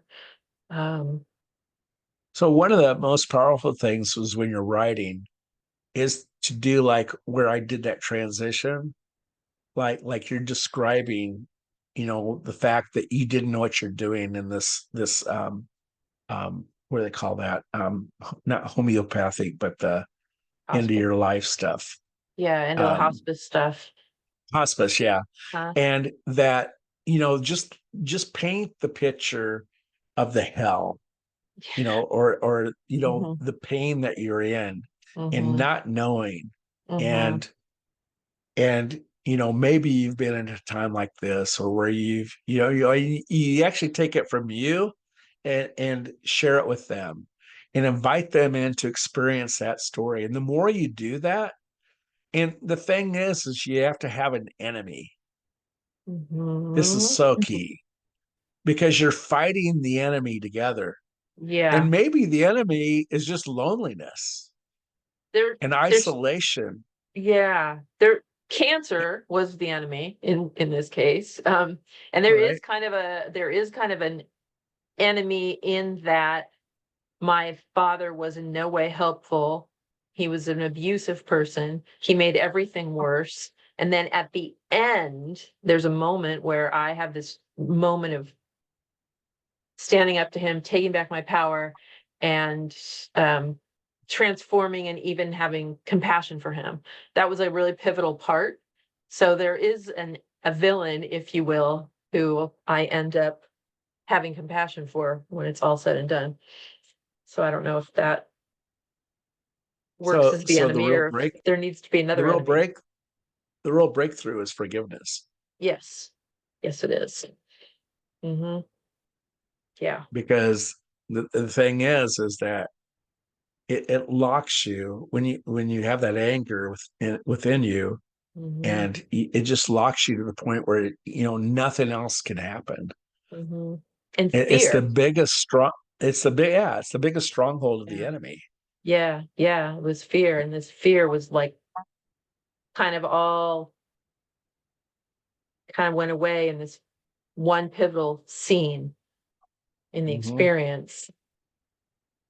So that's good Now, to know one of that the I have to things, have an enemy. yeah, and something that Delisa probably has, a lot of experience in. And Delisa, have you ever worked with the website Rhyme Zone? No, I've never heard of it. Oh my gosh, you talk about an incredible tool. Is a lot of songwriters use it because you'll be having like you have this super cool line, and you're thinking, okay, what's the next line? And you're wanting to come up with like the next thing, but you don't have any word that rhymes with like zone or whatever. And maybe you put that in, and then you see like 50 different things that rhyme with zone, and maybe it's alone.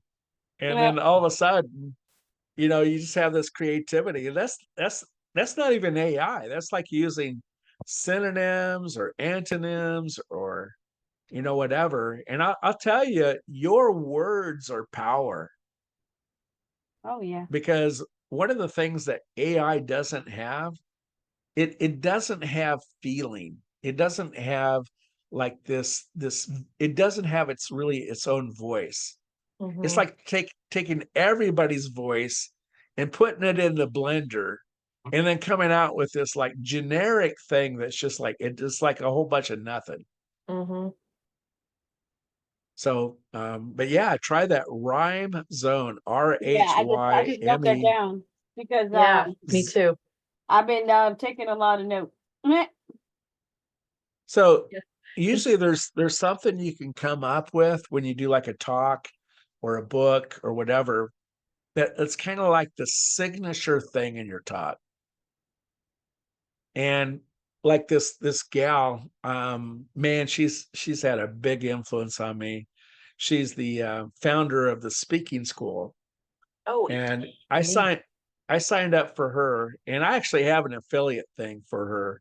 If you want to get started, let me know, because I can actually individually coach you. They pay me to coach you if you come in through my affiliate link. But her name's Eileen Wilder, and she teaches like in a talk you want something that's going to be like a tweetable repeatable is what she says. And that's one of the things that that's a rhyme thing, tweetable repeatable. But she has this thing about doing it now, and it's like the closing bit. She calls it a bit, as far as to overcome objections. But she'll say, that procrastination is the assassination of your destination. Oh, I got And that's her whole thing. And she got that by just basically taking words for Brime Zone, and she knew what she wanted to say, and the whole thing is do it now, do it now, do it now, do it now. Sarah. So, and she just thought, procrastination is that's the enemy. So Yeah. what does Yes. procrastination do? It assassinates your destination. Right. That's so good. That is so good. And so you think, how hard is it to be a speaker on stage? A lot of times we just don't know what to say. But we have the stories, and if you understand the framework, like there's a 4-hour course that completely changed everything for me as far as speaking. Because I'm thinking, my dad was a pastor, he was great at speaking, and I just didn't know what to say. And like with my book signings, is I'd read a few chapters, but I actually took her craft your signature message, which is a 4-hour class. And I think once you do the trial, it's like $300 or $400, and that's, you have 3 months in the school, which is fine. Mhm. But I ended up going further than that. But man, I'll tell you, the resources, but everything within that, I can teach this framework in 2 minutes Oh, of all the steps of the framework, because I went out on tour for 3 months, and we didn't have any Wi-Fi because we're RV, and we're in rural Arizona and Texas and just traveling. And my wife would set up her keyboard, and I played drums in the desert. We had power that we could plug into in the desert, yeah. and just start speaking about the book. And people are like, "Oh, you got any copies?" Yeah, I've got like 50. And so, how many you want? And so, and when you publish it yourself, is a book, this 150-page book costs about $5 to print up. When you sell it through Amazon, I'm Mhm. lucky if I make $1. Really? Yeah. Wow. I mean, it might be a little bit more than that, but for me to opt in to have this published in Barnes and Noble and every country in the world, I think they take like 60% of the profit. But when I get like a couple boxes of these, like 50 in a box, Mhm. then I can sell, it costs like $5. I sell them for 20. I make 15. Mhm. Mhm. Like I sold a couple yesterday, and I had $20 in my pocket. I said, honey, let's go out to lunch. I Yeah. got some book money. So, but the framework is simply, you know, you kind of have like your introduction, you set the tone.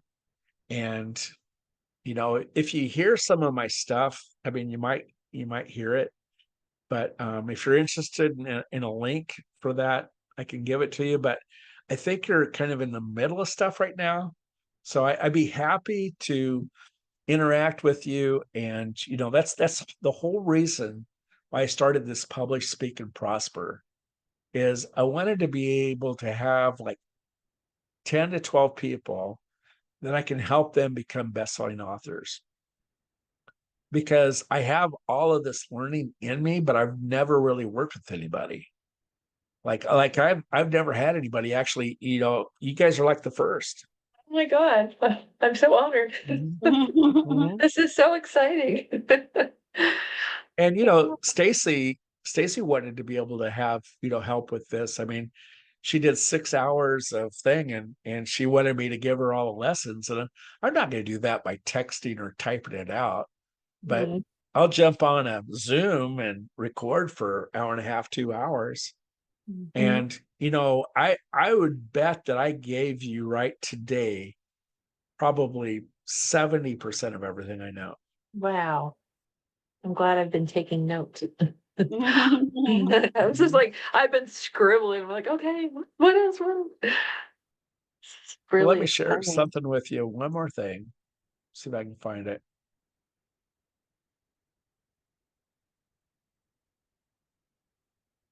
where did I put this? Oh, I know. Here it is. So here's a peek.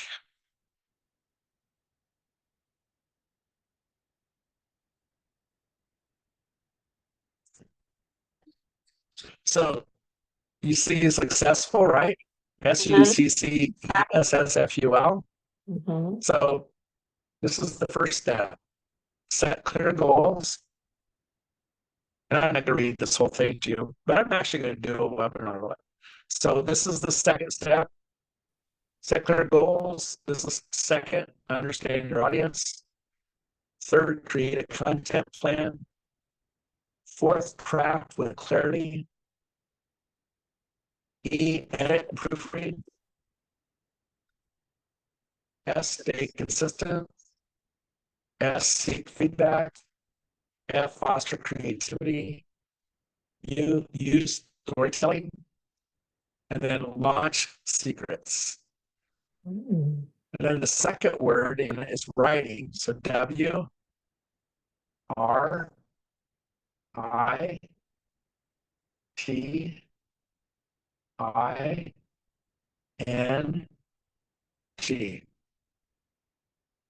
And then four, so follow trends, organize your thoughts, research the market. And then the last is business. So balance creativity, utilize technology, stay disciplined, innovate techniques, nurture mindset, emphasize value, share your work, stay persistent, foster work-life balance. Oh, it's a little bit much, but I know it's the thought. Yeah. Did There you you use got the AI webinar to in, help you in with like that? 2 minutes. What? Yeah, Yeah. you Did got you the use webinar in 2 minutes.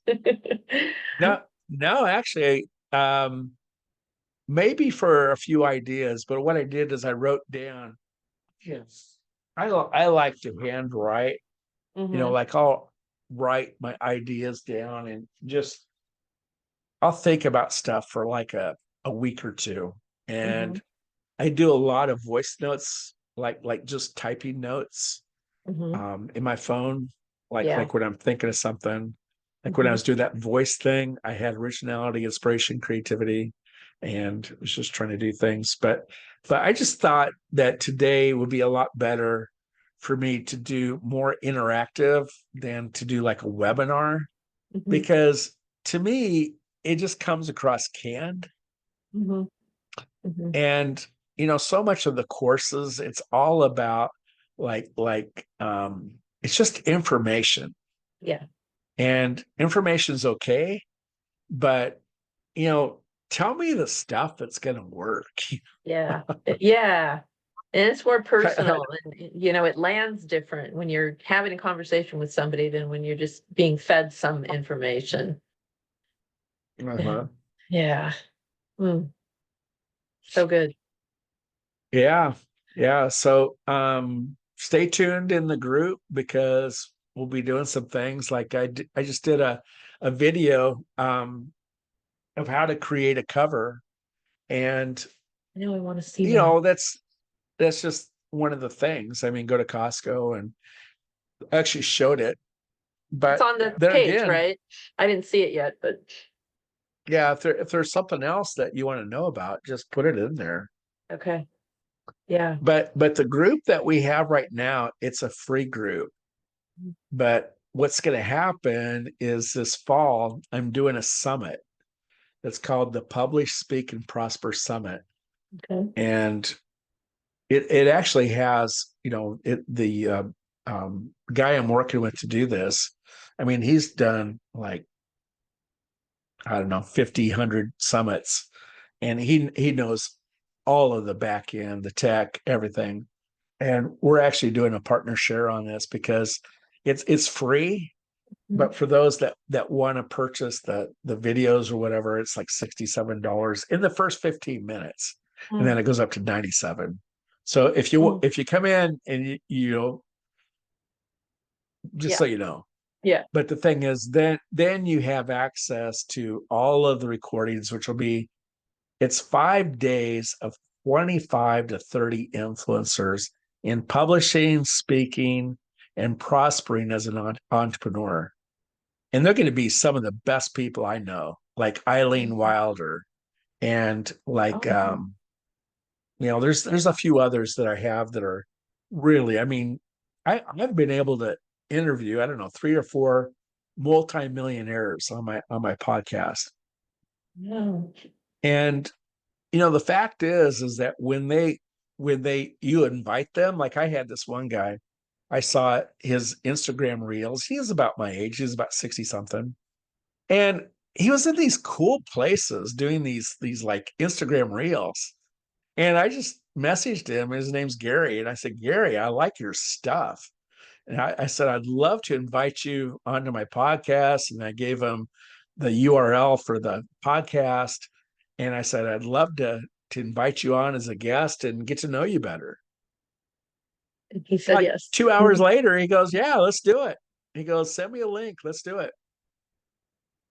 So like within 2 days, I had him on my podcast.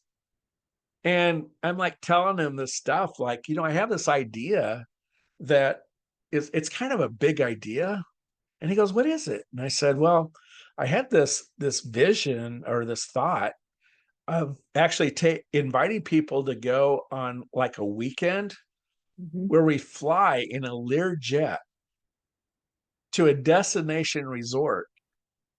And we spend an entire weekend of kind of like doing what we did here, but they Uh-huh. write one chapter in a book that I'm going to, publish for them. And I love it'd be that. like a 5-figure thing. And he goes, that's what I do. I Mm. actually have my own Learjet. Oh my God. He goes, I can make this happen for you. And I have a contract with Sandals Resorts in, the Caribbean. Hmm. And he goes, yeah, we could set it up. He goes, we can do like 5 people for this amount. So I went, my gosh, the doors that open up just simply, not just by publishing the book, because I'll tell you publish a book, it sits up on the shelf. It Yeah. does. Yeah. But when people, like, he checked out my profile and he Hmm. saw that, I'm a best-selling author and, Yeah. published this number of books. And then I did it on the profile. It has 14,000 followers.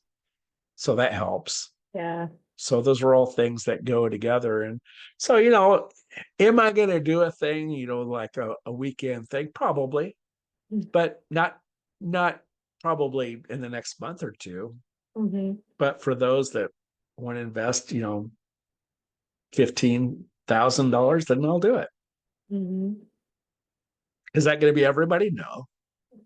No. But I think people will spend, 1,000 to 1,500 to publish a book Mhm. in an anthology and become a best-selling author. Yeah, Yeah. I think people Yeah. will do that.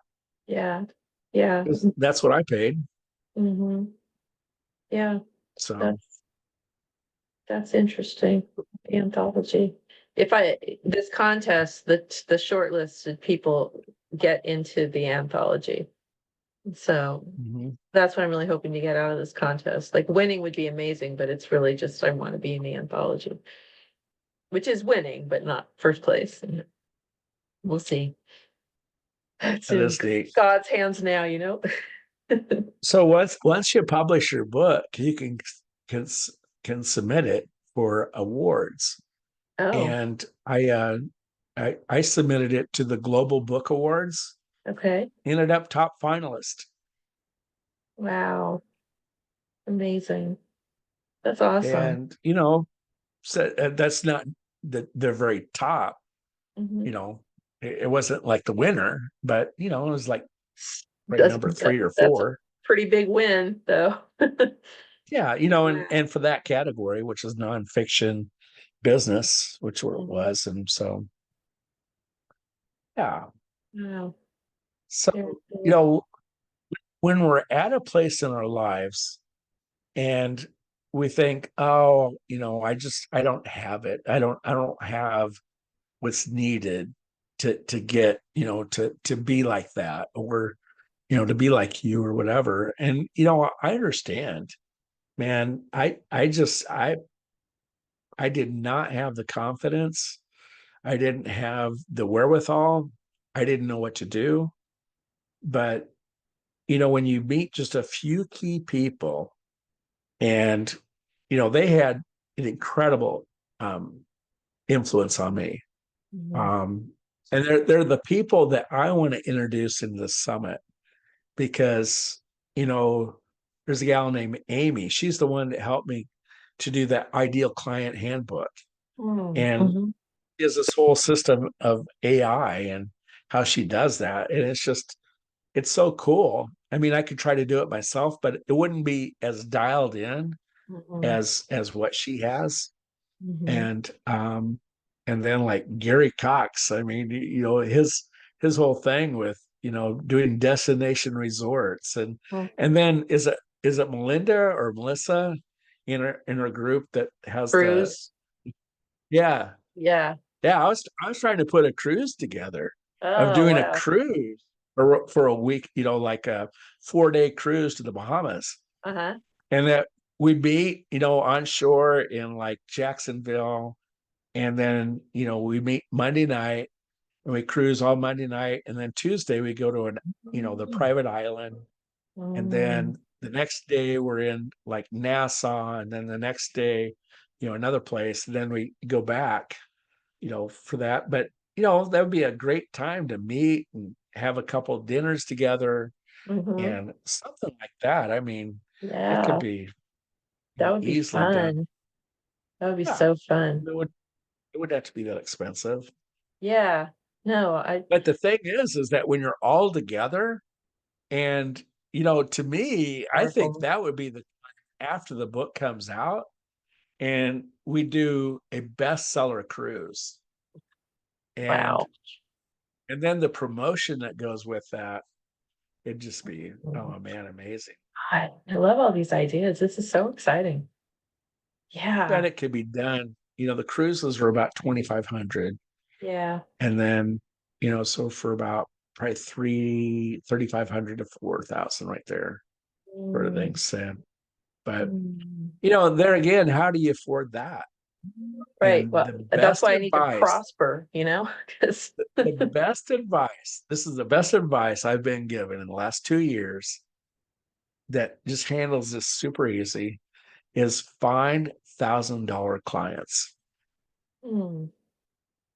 Okay. When you think, what do I have to offer for $1,000? Mhm. Well, if you're Delisa and you have the gift of poetry, right? You write some songs for songwriters and you say, hey, you want some good stuff for your songs? And they say, well, yeah. Say, well, I'll tell you what is I'll give you a package. I'll write you 3 songs for $3,000.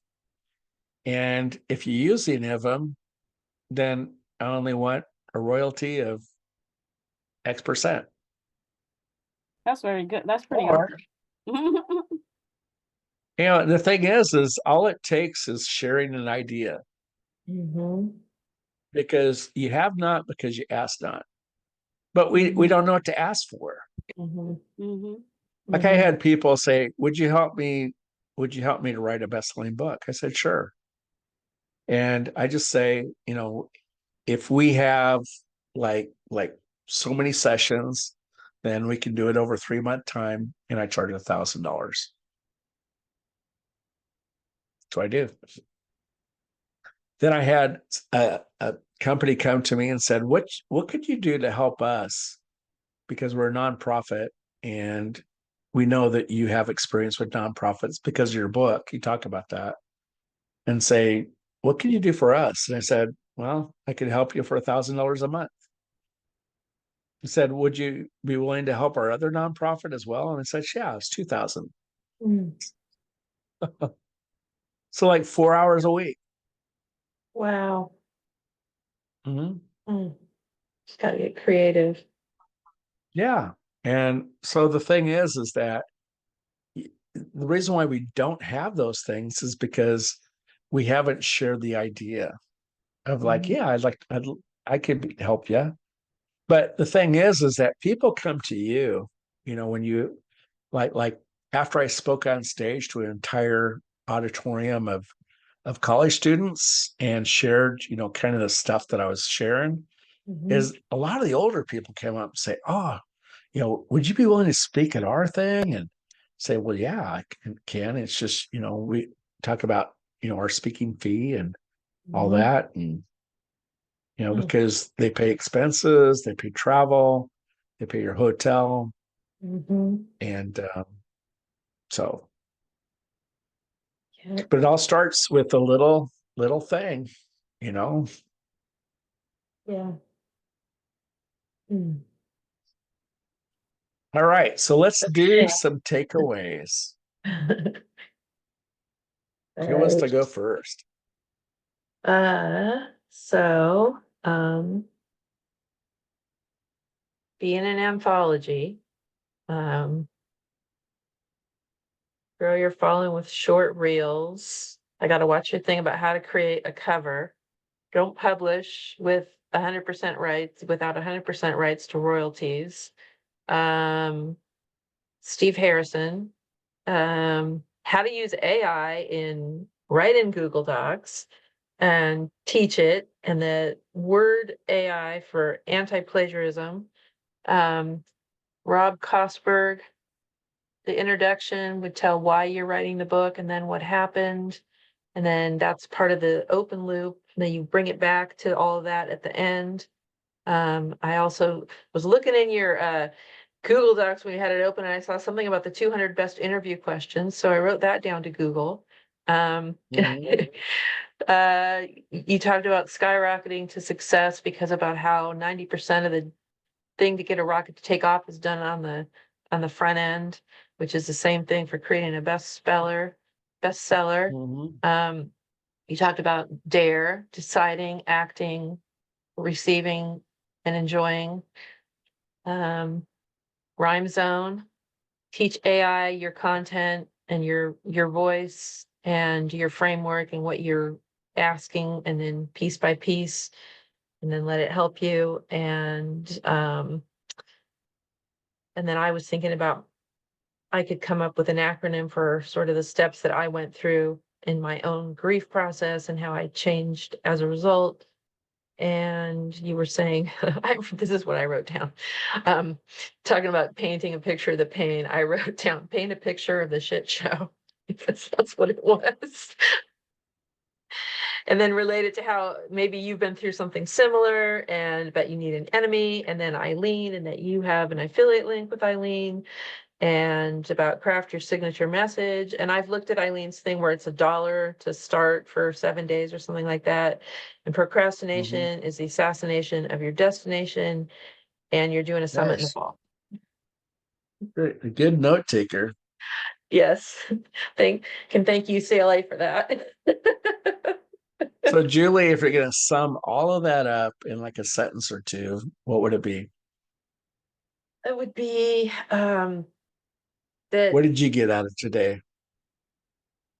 I feel like that I need to go into my Google Docs and start playing with the built-in AI in there and communicating with Chat GPT to try to help me with my structure. Because that is Mhm. my biggest stuck point, is is my structure. And I also feel really encouraged because I think I do have my content, and I think I do have all the elements that I need for this book, Mhm. and that you're also, you know, helping us, and we're the first people, and I feel like I can ask you questions. And Mhm. that's okay. Um and I'm not I have more belief that I'll be able to monetize in some kind of way, because that's the next thing. It's never why I was doing any of this in the first place, but that's definitely Mhm. where I want to get. Sure. And that I do have something to Awesome. share, and that a book can change people's lives. That wasn't one Amen. sentence, but you know what? I'm a writer, so I can be kind of long-winded. The gift of gab, huh? That's right. All right. Delisa, do you have anything you'd like to share? I wrote down basically all the same notes. Um, but that rhyme zone will really help me because it seems like a simple task, but it will help sometimes with writer block where you're just like, you just want to move forward. And all that dare was really good. And I like how you say about receiving the results, you have to believe. So I did write that Mhm. down. And and that was really good with Google Docs because I've used Google Docs, but I need to get back in there and just really, yeah, format because I've been trying to record a little thing, record myself because then when I look back, I'm like, oh, that didn't make sense, when I hear it back. So, and then even writing songs, I mean, like that just seems like the most simplest thing you just said, but it's like I never thought of it. It was like, oh, well, why don't I do Mhm. that? Like I Mhm. don't know.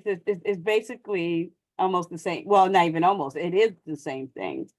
I don't know. It's just like really good. It's cool. So the one thing is that we have certain talents and creativity that God's given us. And but when we have tools that help us to like elevate the use of the tools, it's just like somebody that comes in to do work on my house. A lot of times why they're doing the work and not me is because they have the tools and I don't. Like they have a certain tool for a dishwasher that I don't have, Mhm. or for my, freezer or whatever, or sprinkler system. But the thing is that like with these particular tools, and there's one tool I didn't even show it to you. And it is like where everything started for me. And it's right on my phone right here. And I'll tell you what I'll do is if you will send or put like just a little 2 sentence thing in the group about how you felt about, like a testimonial of what you got out of it, I will share this with you. Okay. And I'll tell you, it's a free app. Okay. And, once you go over a certain data amount, Mhm. then they charge for it. And I think Okay. it's like $20 a year. Oh, It's not wow. much. It's not like $20 a month. But I'll tell you, I have got so many good ideas from it. Wow. And All right. it's to the point where I actually trademarked a thing that I'm offering to clients. And it's kind of my super sauce is coming up with ideas. Mhm. And when I put my ideas into this AI, it's just like you talk about liftoff. I mean, Oh. it's crazy good.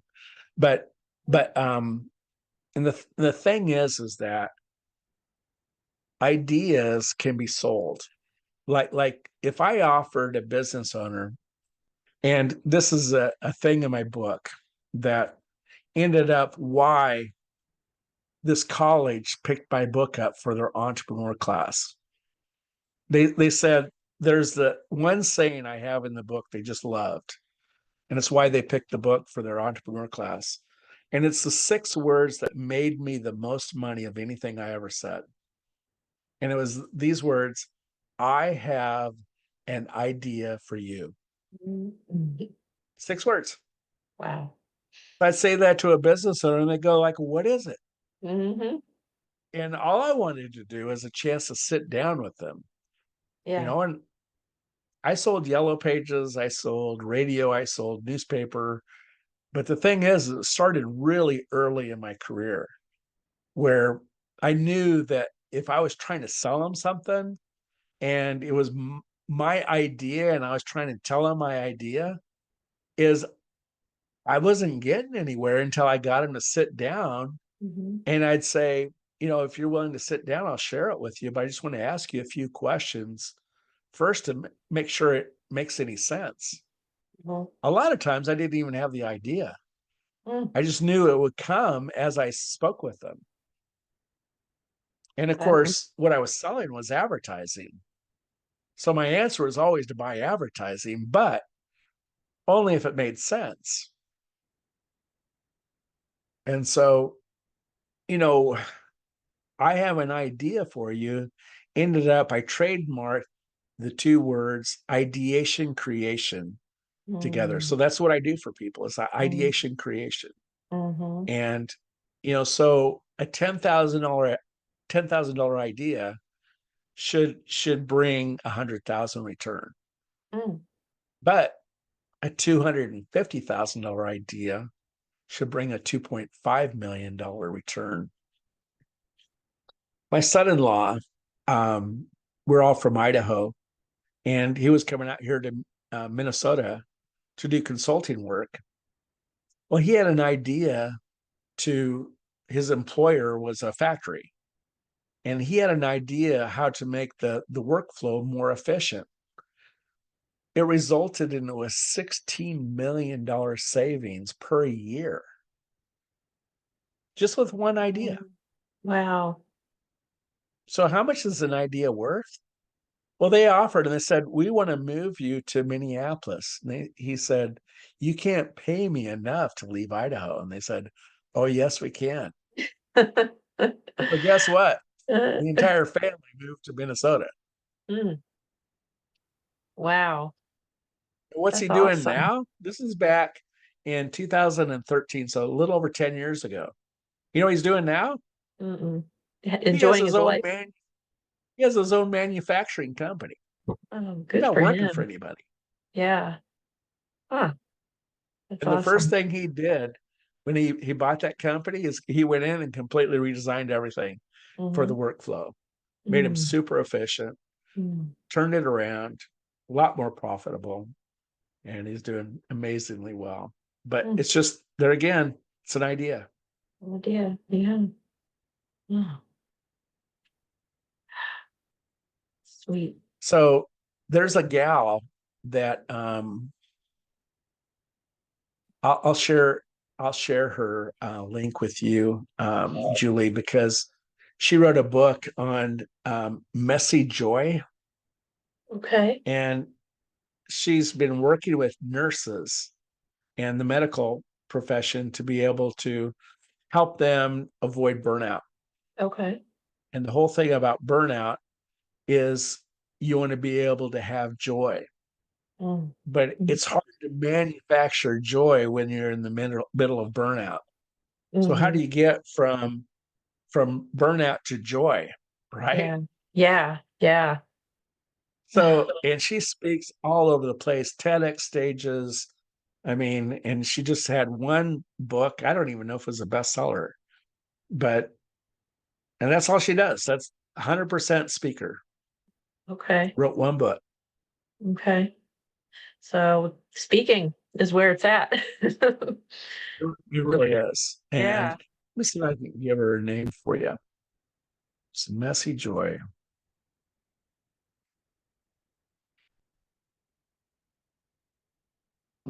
Yeah, Robin Shear, Shear, Robin Shear. Okay. Thank you. Yeah, she'd be a good one for you to Yeah. kind of emulate. Okay. Yeah. Find her stuff. She doesn't Mhm. post a lot of stuff on um online as far as her speeches and stuff, but Mm, mm, yeah. okay. Great. So All did you right. say you're So, doing this, you're doing another one of these tomorrow? Did you say you're doing that? well, Or what I was going to do is I was going to have Stacy. I yeah. was kind of going to work on her today and then you tomorrow. But what do you guys think? I mean, is she even gonna show up tomorrow? Or was today the only day where she was gonna I think today was the only day. do it? Yeah. But one of the things that we could do is we could actually go in and look at your framework Okay. and see what we come up with Yeah. AI. I don't know how involved you want me to get, but I'm willing to do it. Okay. Mainly because that's the hardest thing that I had to overcome was the framework part of it, the outline. Mm-hmm. And that's where I saw AI to be a game changer for me. Okay. But there Yeah. again is you got to have like an idea of how you want the framework to be. Mm-hmm. And one of the things that I'm looking at right now, and I kind of wish I would have thought this when I was writing my book, is turning it into a movie. Mm-hmm. Mm-hmm. And like what's the gal's name that did the bucket list, my father's Laura list? Carney. Yeah. Mm-hmm. Yeah, I think she hasn't said, but I think she's having her book turned into a movie. I think so too. Yeah. Hmm.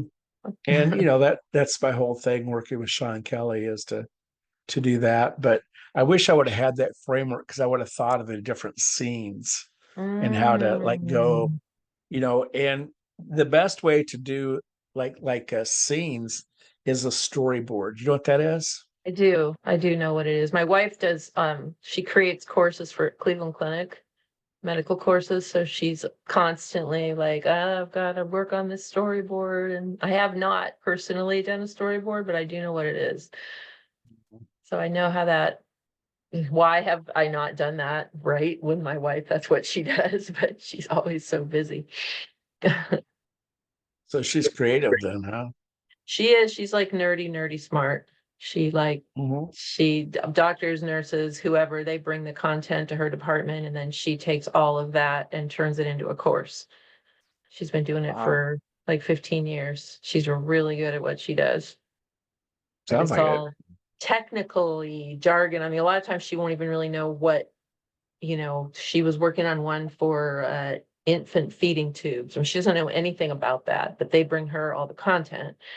And then she puts it into their learning management system and turns it into, and she has just started playing around with AI because there's certain parts of that task that can be done with, Hmm.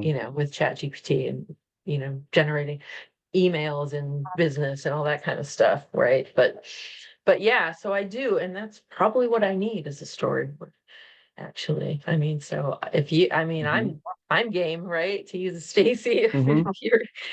you're open to that, that I would not say no. That would be amazing. Well, I don't have any experience in doing storyboards, but I put together a trailer for my wedding, Mm, and I'll actually share that in the Facebook group. okay, But it was just like I actually did it on iMovie, okay. I haven't and they used have it, a but I know what thing it is. Yeah. to do a storyboard. Hmm. So I just took like, I don't know, 8 or 10 photographs, and it was just it's pretty easy to do. So, and it just kind of had the process to work through, Hmm. and but I was really happy with it as far as the actually use that for our wedding, and then it was Mm. kind of cool. So Mm. I wonder if it would be helpful or if you'd even be open to reading my essay that I just submitted. Because that would give you like a sense Mhm. of my voice when I'm writing and the gist of my story. And then, I'm not saying I'm not asking you to edit it or whatever, but I'm just saying like as a kind of it doesn't need, it's Mhm. been edited 100 times already. Does it? Yes, every time I'd look at it, I'd be like, "Oh, I'm going to put this word here. Wait a minute, I'm going to move that over there." But It it's the does gist that. of everything. It's even right Yeah. up to the Every last time minute when I submitted, I was like, I know, I know.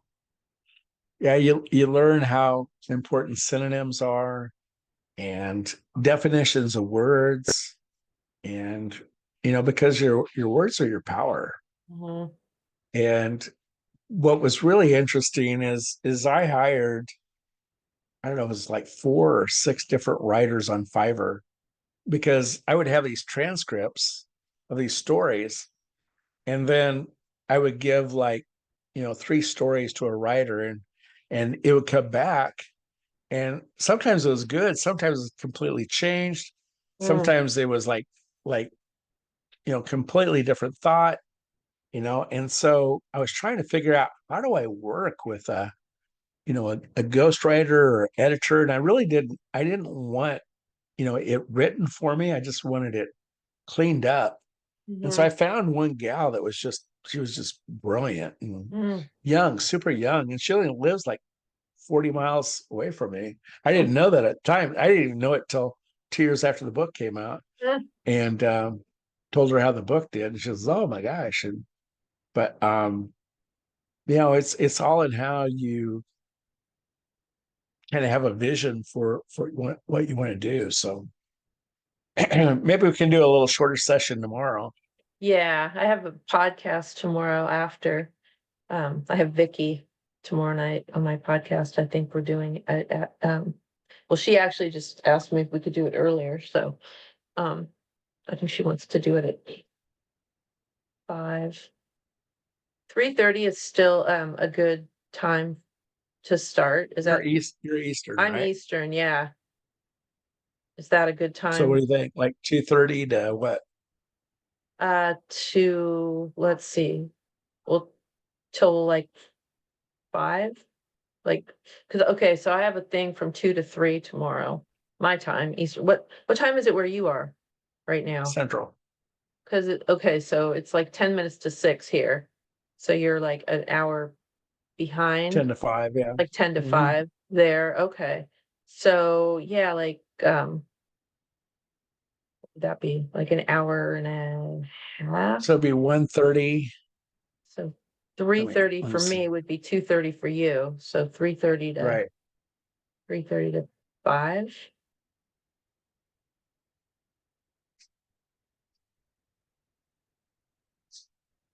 Yeah, that's what I have down. Okay, yeah, Um, that's what I had put down too from when we were gonna do this originally. all So, right. all We'll right, see what we can get done in that time yeah, frame. all right, So yeah, I know. And then see what who was? shows up and see if Delisa shows up. And who is Shauna? Is she a friend of yours too? I don't know who she is. She didn't say a word. She had a few No, comments. I know, and I don't think she's a Stacy person. She's somebody in your Well, group. she must be, because that's the only Yeah, place I put it. That's the yeah. only place I put the link, was in the group. Huh, interesting. Hmm, all right. Cool. Cool. All All right. Well right. then, So same time see each other tomorrow. tomorrow then. Yeah. Okay, Okay. thank you. Thank you. You bet. Thank you. Okay, bye. Bye.